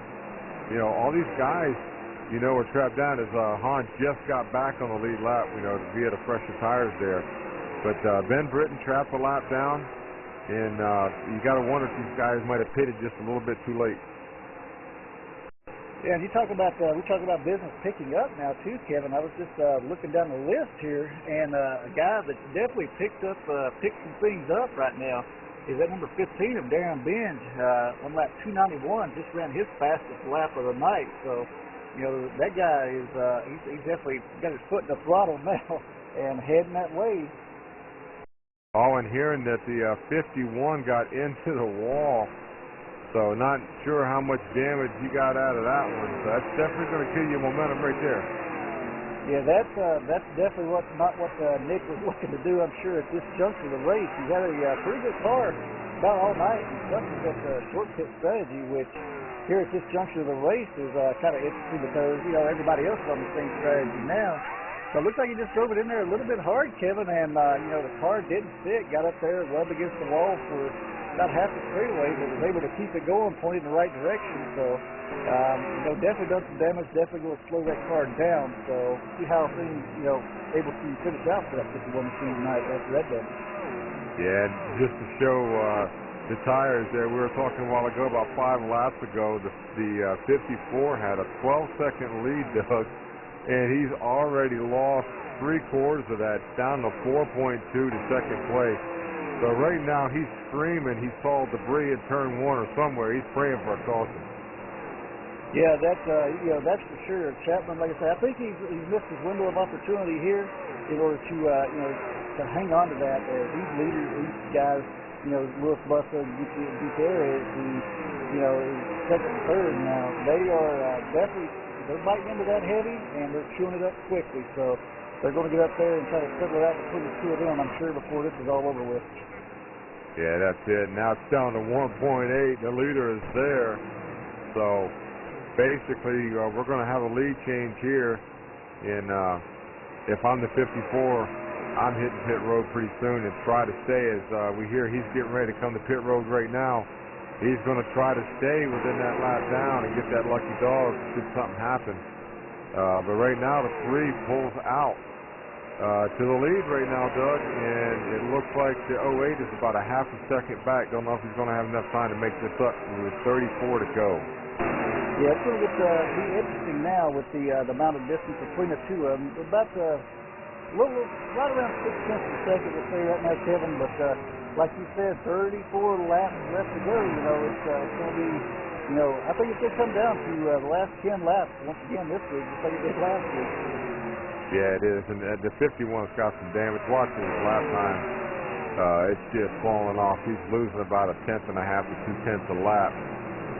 So it's looking like the 54 took right sides only, and probably a can of fuel to try to come out and stay. And then that, well, he's going to lose a spot there to the 12, Jerry Hinkle.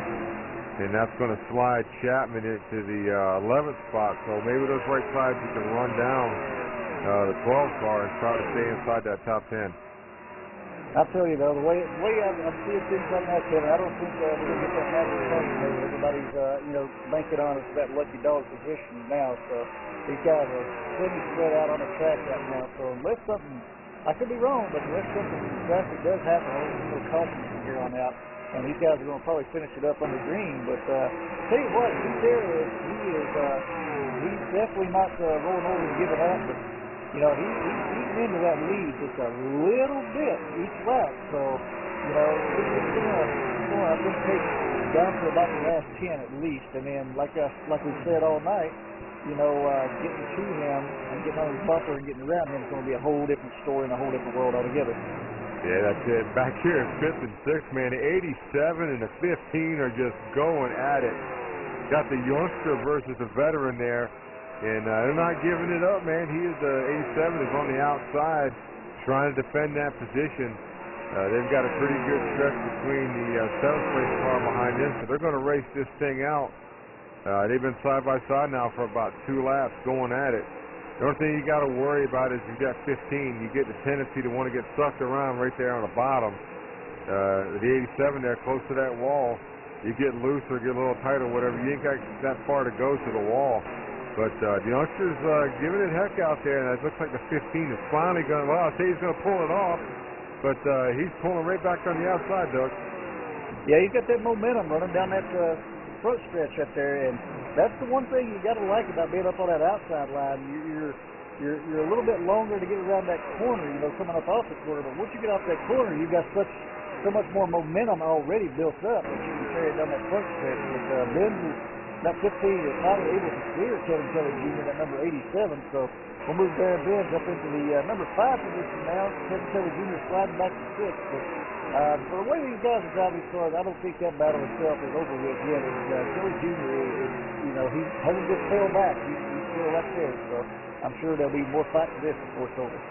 Yeah, and you know, Doug, I mean, kudos to the youngster in the 87. I mean, he's out here in a veteran world right now, and you know, he's always been quiet on the mic and stuff, but he shows a lot of respect for these veteran guys, and I think the way he's raced these guys this entire season, he's just got that respect. He's earned that respect for the other drivers, and everybody's really comfortable racing around him, even just like that. I mean, you know, that's almost like a veteran move right there to race a guy like that, but those guys know they can race around him and they won't get wrecked. It's just good, hard racing.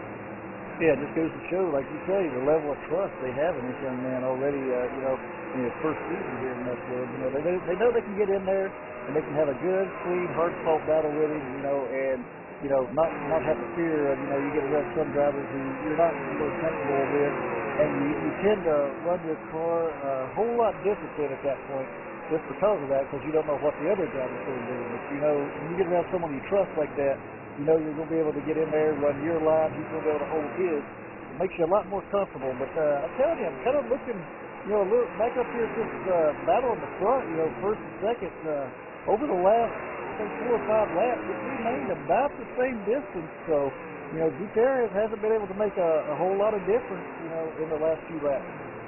Yeah, one thing I've been noticing about the 08, Doug, is he's been letting off a little bit. We've been watching his telemetry. He's been backing off, getting into the corner a little bit, and then being able to pick that throttle up and getting through. Although he's losing about a half a tenth a lap right here, it kind of battles back and he gained that tenth right back. I think he's cooling his tires down for a run just a little bit. He's backing his corners up. You know, he's trying different lines, and I'm sure he's watching the stopwatch. You know, he's got around 20 laps to go. But look for him to make a charge. I really think he was laying back pulling his tires off. And that could be very well what Gutierrez is trying to do, because, you know, he's one of those guys, Gutierrez is, that when he's in position to possibly win a race like this, he's very calculating about Kevin. I almost remember back in last year, I can't remember which speedway, but the leaders were battling side by side, you know, with a lap to go or so. They were battling side by side, and he drove right between the two of them, and threaded the needle, so to speak, took over the lead and a win after that race. So he definitely got strategies. He's always speaking, so it wouldn't surprise me, you know, to see, you know, something we don't see coming with that 08 machine. Yeah, that's it. You know, I'm looking at the 3 cars, Doug, and he just ran 205 miles an hour getting down into one. So, you know, we just were on pit road about 20 laps ago, and these guys are still getting it done with 15 to 20 hard laps on these tires. Yeah, these guys are definitely running a lot. The lap times they're running right now are a lot faster, even at this point, you know, than what we were seeing, you know, during the first part of this race. So, and the track temperature and ambient temperature continue to change out there, and you know, it seems like everything's kind of cycled back out now as we see Gutierrez here getting around Penny St. Jean. So, you know, put those two, you know, back together. It's staying about a half a second there, Kevin, between first and second right now. Yeah, and you know, both of them are running so hard right now. No one's saving anything. I believe the 08 there for a couple of laps was trying to cool his tires off to make a run. But they're basically just mirroring lap times right now. You know, they're basically running almost the identical lap time. The 3 may be a smidge faster that lap, but not much. And the only thing really I think the 08 can hope for right now is a caution to get it back up there. Because we've seen the 08 be really fast. We've really seen the 08 run fast on the restarts of the races. So he's banking on a caution. Or I'm sorry, not banking on, but wishing that he could get a caution right now to get that thing in there, get 4 tires on it, and go out here and run really hard for about 15 laps. You know, the other thing, too, to think about, Kevin, is, you know, as we're going through this lap traffic right now, if Lewis catches one of these lap down cars, you know, at the wrong time or the wrong place on the track, that could be a huge difference making for Gutierrez, too, you know, and making up some time on him. So that's something that, you know, Lewis has got to keep in his mind as he's out here running right now and looking at where he's going to pass cars. He's got to be thinking ahead about that kind of stuff before he actually gets there. Okay, where am I going to pass this guy at? Where am I going to make my move at? You know, and stuff. So that's the other thing that can be a big difference maker. It looks like Busta might have been a little bit quicker here the last lap and a half. Yeah, he stretched out another attempt at about 7/10, so he's putting the coals on the fire, so to speak. Or, like I said, the 08 is laying back and trying to cool his tires a little bit. Look, he was 206 going down into turn 1, so he's not really letting off at all. We'll check the distance here. I'm sorry, the time back here at the line to see if he's picking up at all. Picked up just a little bit, not enough. And Doug, talk about the points right here. The 08's not really battling for the championship. Talk about if you're running in 4th, 5th, 6th, whatever, and you don't got a shot at this. Basically, you're points racing right now. You got to settle in. Pride. Pride can be, a killer or a winner. You've got to know what you got for a car and what kind of track position you got. It's hard for these guys to just sit there and ride, but it's points racing.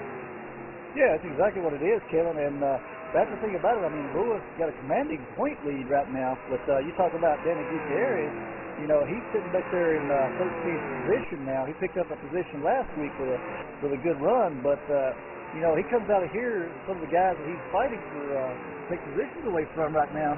You're looking at Dennis Wright, Bruce Turner, who's out of the race. Dennis Wright out of the race, and Justin Barton, who is several laps down right now.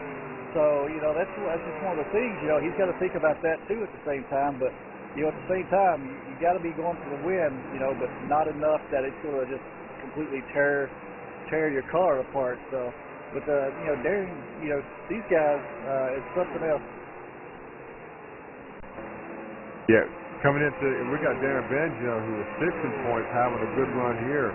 So, I mean, all these guys, they realize right now, okay, the race has probably slipped away from me,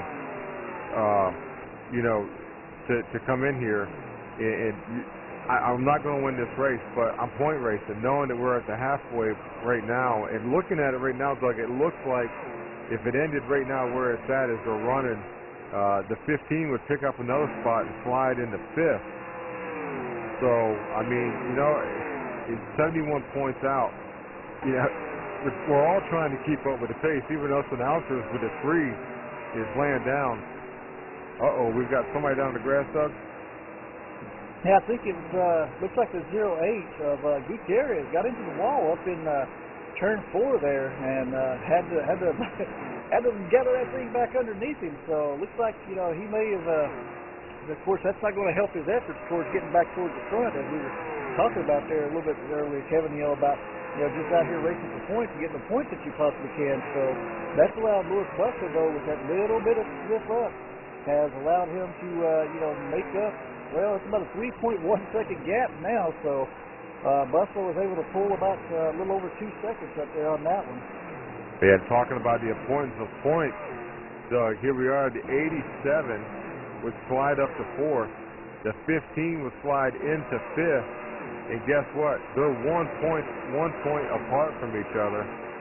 71 for the 71 for the 87 and 72 for the 15 car. So it just goes to show you that every point counts out here. Another one too, Kevin, we talk about points, every point matters and such, but Brian Lee, currently running back in 4th place, has that 1 lap led tonight, so he's got that bonus point for that, but he is actually tracking down right now the 3rd place machine of Nick Sims, so, he could possibly take over that 3rd place position. He's about 0.4 of a second off right now, so, that's one more valuable point with the bonus point for the lap led, and then also, finishing a position ahead of Nick Sims here, that would give him 2 more points, that he wouldn't have previously. So, this guy, Brian Lee, still making things happen out there and making the best he possibly can out of a bad day. Yeah, and it's got to be frustrating for these guys, Doug. They're running as hard as they can run week after week, and, they're doing what they can do to just stay there. And you've got guys like the 16 Brian Lee, the 87 Kevin Kelly Jr., the 15 of Darren Benz, just examples. So many guys, in the points for the chase, excuse me. But 3rd place, we heard, just blew a motor So that's going to slide third place in points is Royal Motor. So that's huge right there, Doug, to 34. Yeah, that's definitely, and that's strange to see to come out of that camp over there with Ben Britton too, Kevin, because that young man is known for, he's not up front, he's not contending for wins every week, but he's typically a top 10 finisher almost every week, and I can't even think back to the last time I ever heard of that camp having an engine failure. Yeah, it just goes to show we're at that point. Right now these guys up in the top 5, top 7. They got their fingers crossed. It's like, you start hearing weird noises in the car and stuff, rattles, and the motor don't sound right. And I think it's laying down and everything like that. So that's our third place in points, and that's going to throw him back there some. So we might have a big jumbo up 2 through 5, Doug. Yeah, that could be a very good possibility after tonight's run. I'm telling you, though, the biggest factor of that little brush at the wall for Gutierrez is definitely Louis Bussa. He is just stretched out. He's got like a 3.5-second lead. He's almost in another zip code now. But a lot of these guys, are still scrapping for every point that they possibly can get. Like we talked about with Brian Lee and Kevin Kelly Jr. and a lot of these guys, which you got that 51 and Nick Tim's been out here running well tonight. But he's not one of the points contenders. So it's out here running for pride. Where a lot of these guys. I've got to start thinking right now too, where they can't be totally using their stuff up to make it to the end here. But that points racing is definitely something that's got to be in a lot of the minds of these guys out here right now, and thinking about who they're running around with too, as far as who's supposed to go on the track. Yeah, and I'm telling you, I'm going back here to the battle between 6th and 7th as nothing's changed up front. Talk about the importance of 1 point. In a position, the 87 was basically told by his crew chief, hey man, just save your car a little bit, finish the race and all that, and he says, I need that 1 point, Doug. So that shows you the level of points here for points. Yeah, because Kevin, Jr., he's one of those guys, that, like you say, he's currently in 5th coming into tonight's race, and, of course, Ben Bando, the guy, he's chasing right now. In second, who's in 4th, isn't here tonight. But the big kicker, the 3rd place guy, who's coming into tonight is 6 points ahead of him, is Ben Britton, who just lost an engine. So Kevin Kelly Jr. could, come up with a 3rd place here in the points tonight. So yeah, he needs every point he could possibly get, especially now that we had that 34 machine had the engine expire on it. So that's a definite pickup, as Britton looks like he'll be scored about the 14th, 15th place position, so, every position. Yeah, like I said, it's a dog fight right now. Watching these two just battle out, probably the best battle we got right on the track right now. Up front, nothing's changed. We got a 7-second lead up with 2 to go. We're sitting here watching these guys battle out the 5th and 6th place car for 1 point, but it just goes to show how important it is to get every point. We hear the 08 just crashed, so just a dismal night for him as he blew it up and made that left-hand turn. So his night is over. What a great race though for the 08, Doug. Yeah, that is unfortunate too for Gutierrez. He had a good car all night, and it's just wow. It was just such a great one. As we got the white flag out here, 2 laps short, the engine expires. Unfortunate for him, but Louis Bussa is going to be able to walk away easily with the win here. But surprise, surprise, look at 2nd place, Kevin. We talk about it. Got to get done what you get done. Brian Lee comes home 2nd. Yeah, and these guys are battling it out. I'm telling you, 5th and 6th is going to be a dogfight, Doug. And Darren Benz just edges out. Kevin, I was just noticing another battle, too. Wow. Darren Benz edges out Nick Timms for the 3rd place. Wow, just battles all over the place right there for important race points. We can't stress how important those points are for those guys. Just 1 single point. And right now, I believe, as you said, running right now, we've had a big shakeup in the points with the 34 dropping out, Doug. Yeah, that's definitely going to be a shakeup. Actually, like you said, Kelly Jr. with Bando not making it tonight, he's going to move up into the number 3 position. But even more importantly, only 2 points behind him, you're going to see Darren Bench, who hooks up into third there on the last lap. That'll move him up also. He'll pick up 2 positions, most likely, and move him up to 4th. So a lot of these guys were taking advantage of miscues by others tonight and doing what they had to do for the point position. That's it. I tell you, kudos to these guys. They put on one heck of a show tonight. We had that long green flag run right at the beginning, and it had a couple cautions there in the middle, and it kind of settled this out, kind of a mano, race car to race car, and these guys did a really good job. Yeah, great race all the way to the end right there, Kevin. And, you know, unfortunately, I hate to see Gutierrez, you know, go out the way he did with that engine expiring right there with 2 laps to go. He had a great effort going on all night long. Had a car to beat at several different points of this race. So, like we said at the beginning, there's a lot of twists and turns we didn't see coming tonight. A lot of comers and goers, and some that were there at the end we really didn't see. But let's take a quick commercial break, see if we can get down on pit lane, try to get with some of these drivers, Kevin. But we'll be back live here at Charlotte Motor Speedway for tonight's presentation of the Spacial 500 presented by NuffWorld.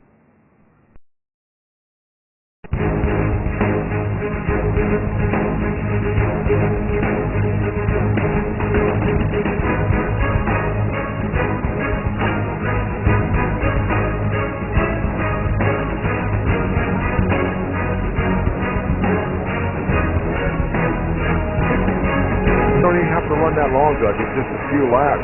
You start running a half a second slower than everybody else, you'll find yourself with a leader on your butt real soon. Whoa, looks like a 32 of Barton. Oh, and Wilderson collected as well as Dale. Caution's out. Right on the front stretch. Oh, my goodness. Wow. It up and the close gets off the bumper of, looks like the 33 got into the back of the 12 and wrecked. I'm not sure if we have that on replay, but the 12 went spinning down on the inside.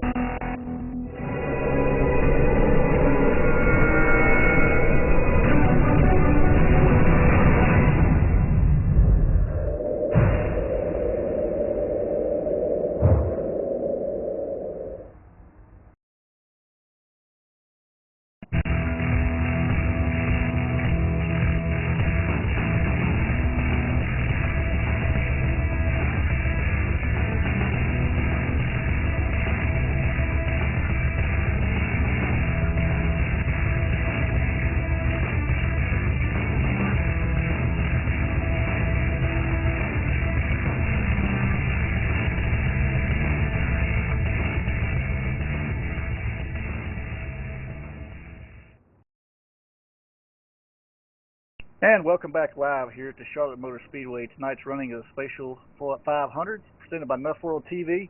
Standing by down here in the garage area right now with Danny Gutierrez after a disappointing, I'm sure, engine failure right there at the end. Danny, you had a great run going all night. You know, kind of take us through your night. Yeah, man, I had a good car today. Um, you know, it was just one of those deals where I needed one more lap to finish the race.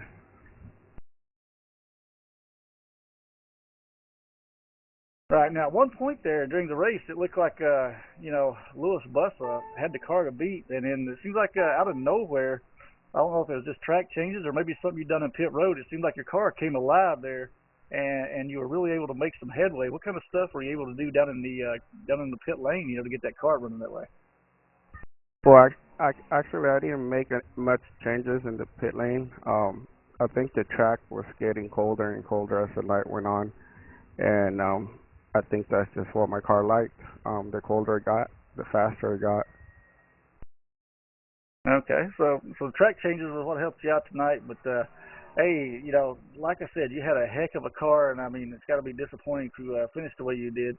But was there anything you think you may have had you not brushed against the wall and had the issues, to fall there at the end with that number 3 machine?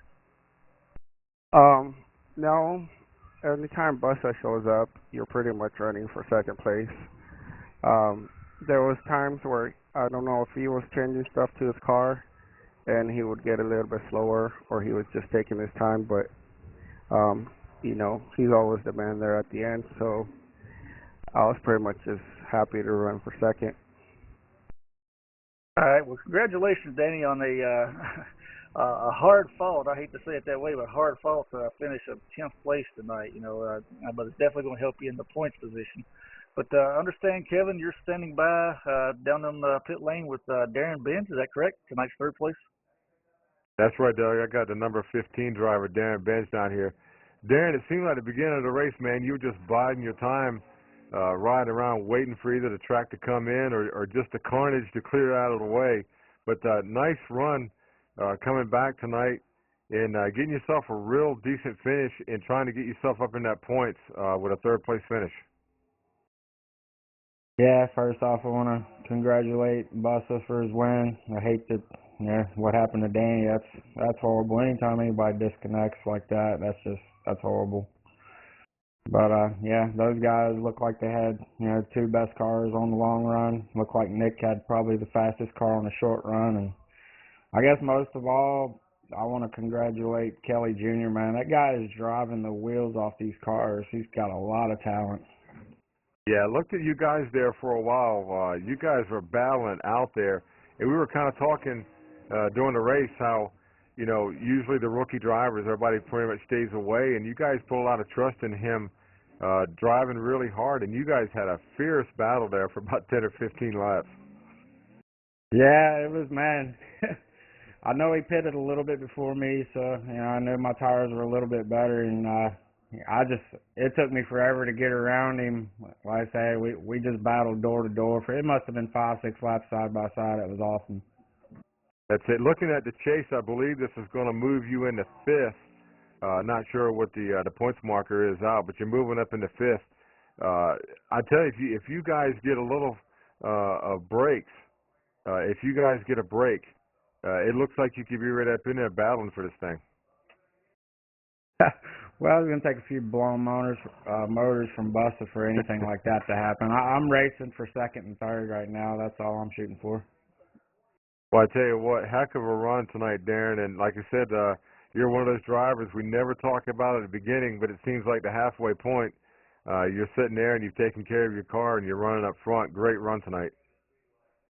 Thank you. Thanks for all you guys do, man. It's a blast. All right. I believe Doug's got somebody down there. Who you got there, Doug?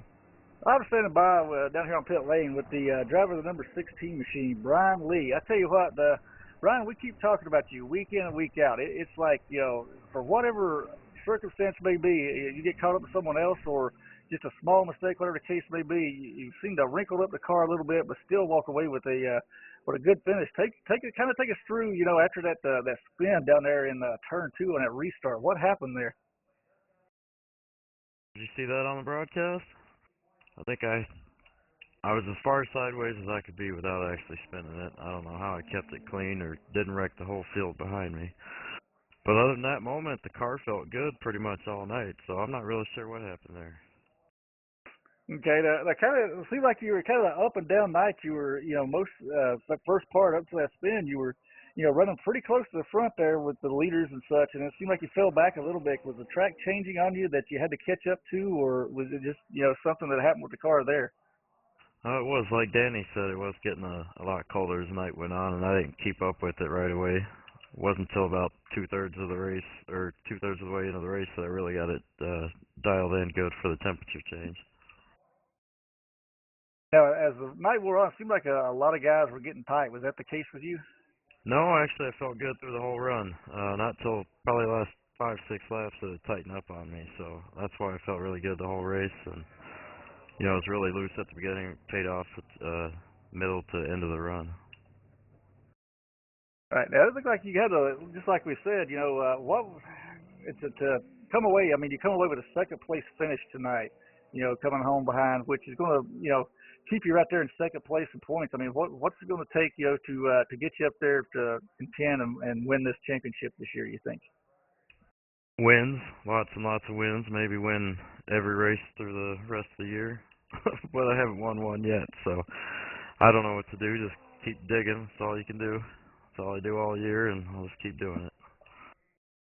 Well, that's pretty much what we've come to call you up here in the booth is the steady one. It seems like you're steady every week and find your way back towards close to the front anyway. So congratulations, Brian, on coming home second place tonight. Definitely up and down night for you. So congratulations on a second place finish, and I'll throw it down to Kevin Kelly standing by, I understand, with driver number 3. Is that correct? Yeah, I've got a driver, and this seems to be a recurring thing. I'm going to have him buy me a lottery ticket or something next week, Doug. I've got the driver of the 3, Lewis Bussa here. Lewis, I'm going to tell you what, dominating win tonight, but I tell you what, there were some guys out there that did not make it easy for you at all tonight. Yeah, I wouldn't really say it was dominating or anything like that. The 08 was really, really good all night, and the 29 was really good early in the race too, until he got his damage. So we just had to keep battling all night, fell behind on adjustments, and finally started getting it close towards the end of the race. I think the last run I had it really, really close, and it felt pretty good. Yeah, talk about the incident with you in the 51 there. Did you get any damage off of that? No, despite I'd say his probably best efforts, and I didn't take any damage off of it. But I was expecting it. He knew my line, knew I was just kind of riding around, saving tires, and I knew he was coming, and I knew how hard he was driving. I knew he wasn't going to lift if he got to my bumper, so I was ready for it and bracing for it, and saved the car, kept going. And we had a couple close calls though. The 16, I still don't know how Brian saved that car. That was like the most ridiculous save I've ever seen. I thought for sure he was wrecked, and then we get under caution. I look up and he's right in front of me with no damage. That was the craziest thing I ever saw. But man, there's a lot of good racing, a lot of great saves tonight. The 08 too, inside of 10 laps when he got really loose off 4, I could see his numbers on the side of his car. Crazy. It was just a crazy night. Yeah, it looked like a lot of people were having trouble keeping up with the track conditions changing. We saw the track temp drop like 5 degrees from the start of the race. And that track, in your own explanation, Lewis, do you feel that it gains grip, and you basically have to adjust to that, or do you find it goes the other way to the loose side? It doesn't really go loose or tight, I don't think. It just gets faster. The whole track just gets grippier and grippier, which was kind of my big problem. I started the race out, I was pretty tight entry to landing. Not really center, but like the first part of the center of the corner. And I just fell behind it because I was just too afraid to adjust it until I put scuffs on it. And then I fell too far behind. And man, out of nowhere, the 08 came out of nowhere. God, he was so fast all night. I wasn't too sure I could hold him off, but I got that nice little gap on him in pit lane there, and that was just enough to do it. And then he had that little mistake, and unfortunately his engine let go of him 1 lap to go. I felt so bad for the dude because he raced so good all night. You know, talk about racing so good. You've been doing that the whole season. I believe this is your fourth victory coming in. You've got a 60-point lead on second place. Do you feel with 60 points out that you can take a little bit more chances now, or is it pretty much, you know, head to the grindstone like you've been doing the whole 26-plus weeks? Hell no, I'm not taking no chances. I mean, last year I came in at Dover with a 40-point lead. It's really no different what it is now. And it was wiped away in 2 races, and then I just could not catch a break after that, between wrecks and engine failures and electrical problems. It just, you know, so I mean, I know how this thing can turn around in a second. So I'm just, like I told you last week, I'm just hoping for some good luck. And I get a little bit of good luck every week. I trust myself and my ability to, you know, get the job done and bring it home. That's it. Talk a little bit about these guys that are chasing you down, Lewis. You got some quality guys behind you trying to run you down, man. Hell yeah! I mean, everybody's quality. this whole chase is quality. You don't just make the chase on luck. I mean, it's just you can't take a break. You got Brian there that I mean, what was it? Chicago, the guy wrecks, goes down pit lane backwards, still finishes just outside the top 5 or 5th or something like that. Danny's always tough, and all the Metal Militia guys are always super tough. It's just you just got to keep grinding away and hope for the best at the end of the race. And for great run tonight, man. Like I said, you're going to have to buy me a lottery ticket next week or something. We keep meeting like this on in Victory Circle. Is there anybody you want to give a shout out tonight? Yeah, man, I'll give a shout out to you know, all the sponsors that jumped on for the race, and all you guys for broadcasting, all the admins. You know, give a call out to my wife because I'm sure she was watching, and you know, everybody that's involved with bringing me on board to America Championship Racing. I'm glad I'm, you know, able to keep up with them and, you know, get some wins here. I'd also like to give a shout out to Dale Reynolds. He wasn't here, but I'm pretty sure I tied his record for wins in a season after this. So anytime I can do anything that gets close to anything he did, that means I'm doing something. So pretty proud of that. There you go. Great race tonight, Lewis. And I know I speak from my heart and the rest of the admins here and stuff at the league. You're a great ambassador of the league, and yeah, we appreciate your sportsmanship out there running, man. We can't wait to see you run next week. 10-4, thanks, guys. We'll look forward to hopefully talking to you again, if not in victory lane, at least top 2 or 3. That's it. Doug, that's our winner, the number 3. It's going to be a recurring theme going on here. What are we looking for next week, Deucey? Well, we're looking forward to some great racing again next week. You know, points right now, you know, things are tightening up and getting really interesting here with tonight's finish. Brian Lee, of course, moves up into the second place position, stays there. He's about 60 points out right now. But the man making a big jump with a great run tonight, Darren Benj, moves up 3 positions, takes over that number 3 spot. And Kevin, you talked about him a little bit earlier. Kevin Kelly Jr., he moves up a spot, takes over 4th position. With tonight's engine failure, though, Ben Britton, the big drop tonight, 2 positions into 5th, currently about 74 points out. And another one picking up a lot of positions, picks up 3 tonight, Jerry Hinkle, at 103 back. So the points are definitely tightening up as we get into these races here, and especially Charlotte shook things up quite a bit here with tonight's Spatial 500. So, you know, it's definitely getting tighter week by week, especially, you know, and you know, some of these seconds through right now we're only 14 points separating 2nd through 5th, Kevin, so it's definitely getting tighter. And with the tracks coming up, you know, we got the Talladega Super Speedway here next week on October the 19th at 8 p.m. and in Martinsville, that's going to be a barn burner for sure on the 26th at 8 p.m. and then we go to another 1.5 miles at Texas on the 2nd. Then the 1 mile. So we got a mix of tracks. We got super speedways, short tracks, and the cookie cutters coming up, Kevin. And I'm sure that's going to, you know, tighten the points up even more. Some have good runs, and like you've said it before, Talladega next week. That's the crapshoot that could change everything right there. So, we'll look forward to seeing that race next week broadcast right here on NuffWORLD TV. But for all the admins and all the racers here at NuffWORLD, we appreciate you stopping by and checking us out tonight. And, look forward to you coming by and checking out some more great racing action next week. But thank you for watching tonight's presentation of the Spacial 500 presented by NuffWORLD TV. I'm Douglas Sargent, along with Kevin Kelly, commentators up here tonight, and Stephen Mahana doing an excellent job back there bringing you all the great production images. So until next week, be back here on NuffWORLD TV, same time, same channel.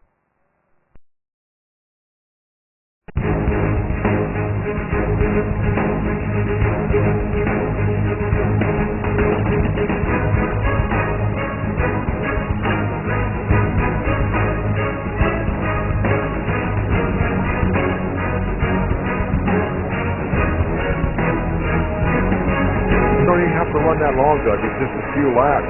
You start running a half a second slower than everybody else, you'll find yourself with a leader on your butt real soon.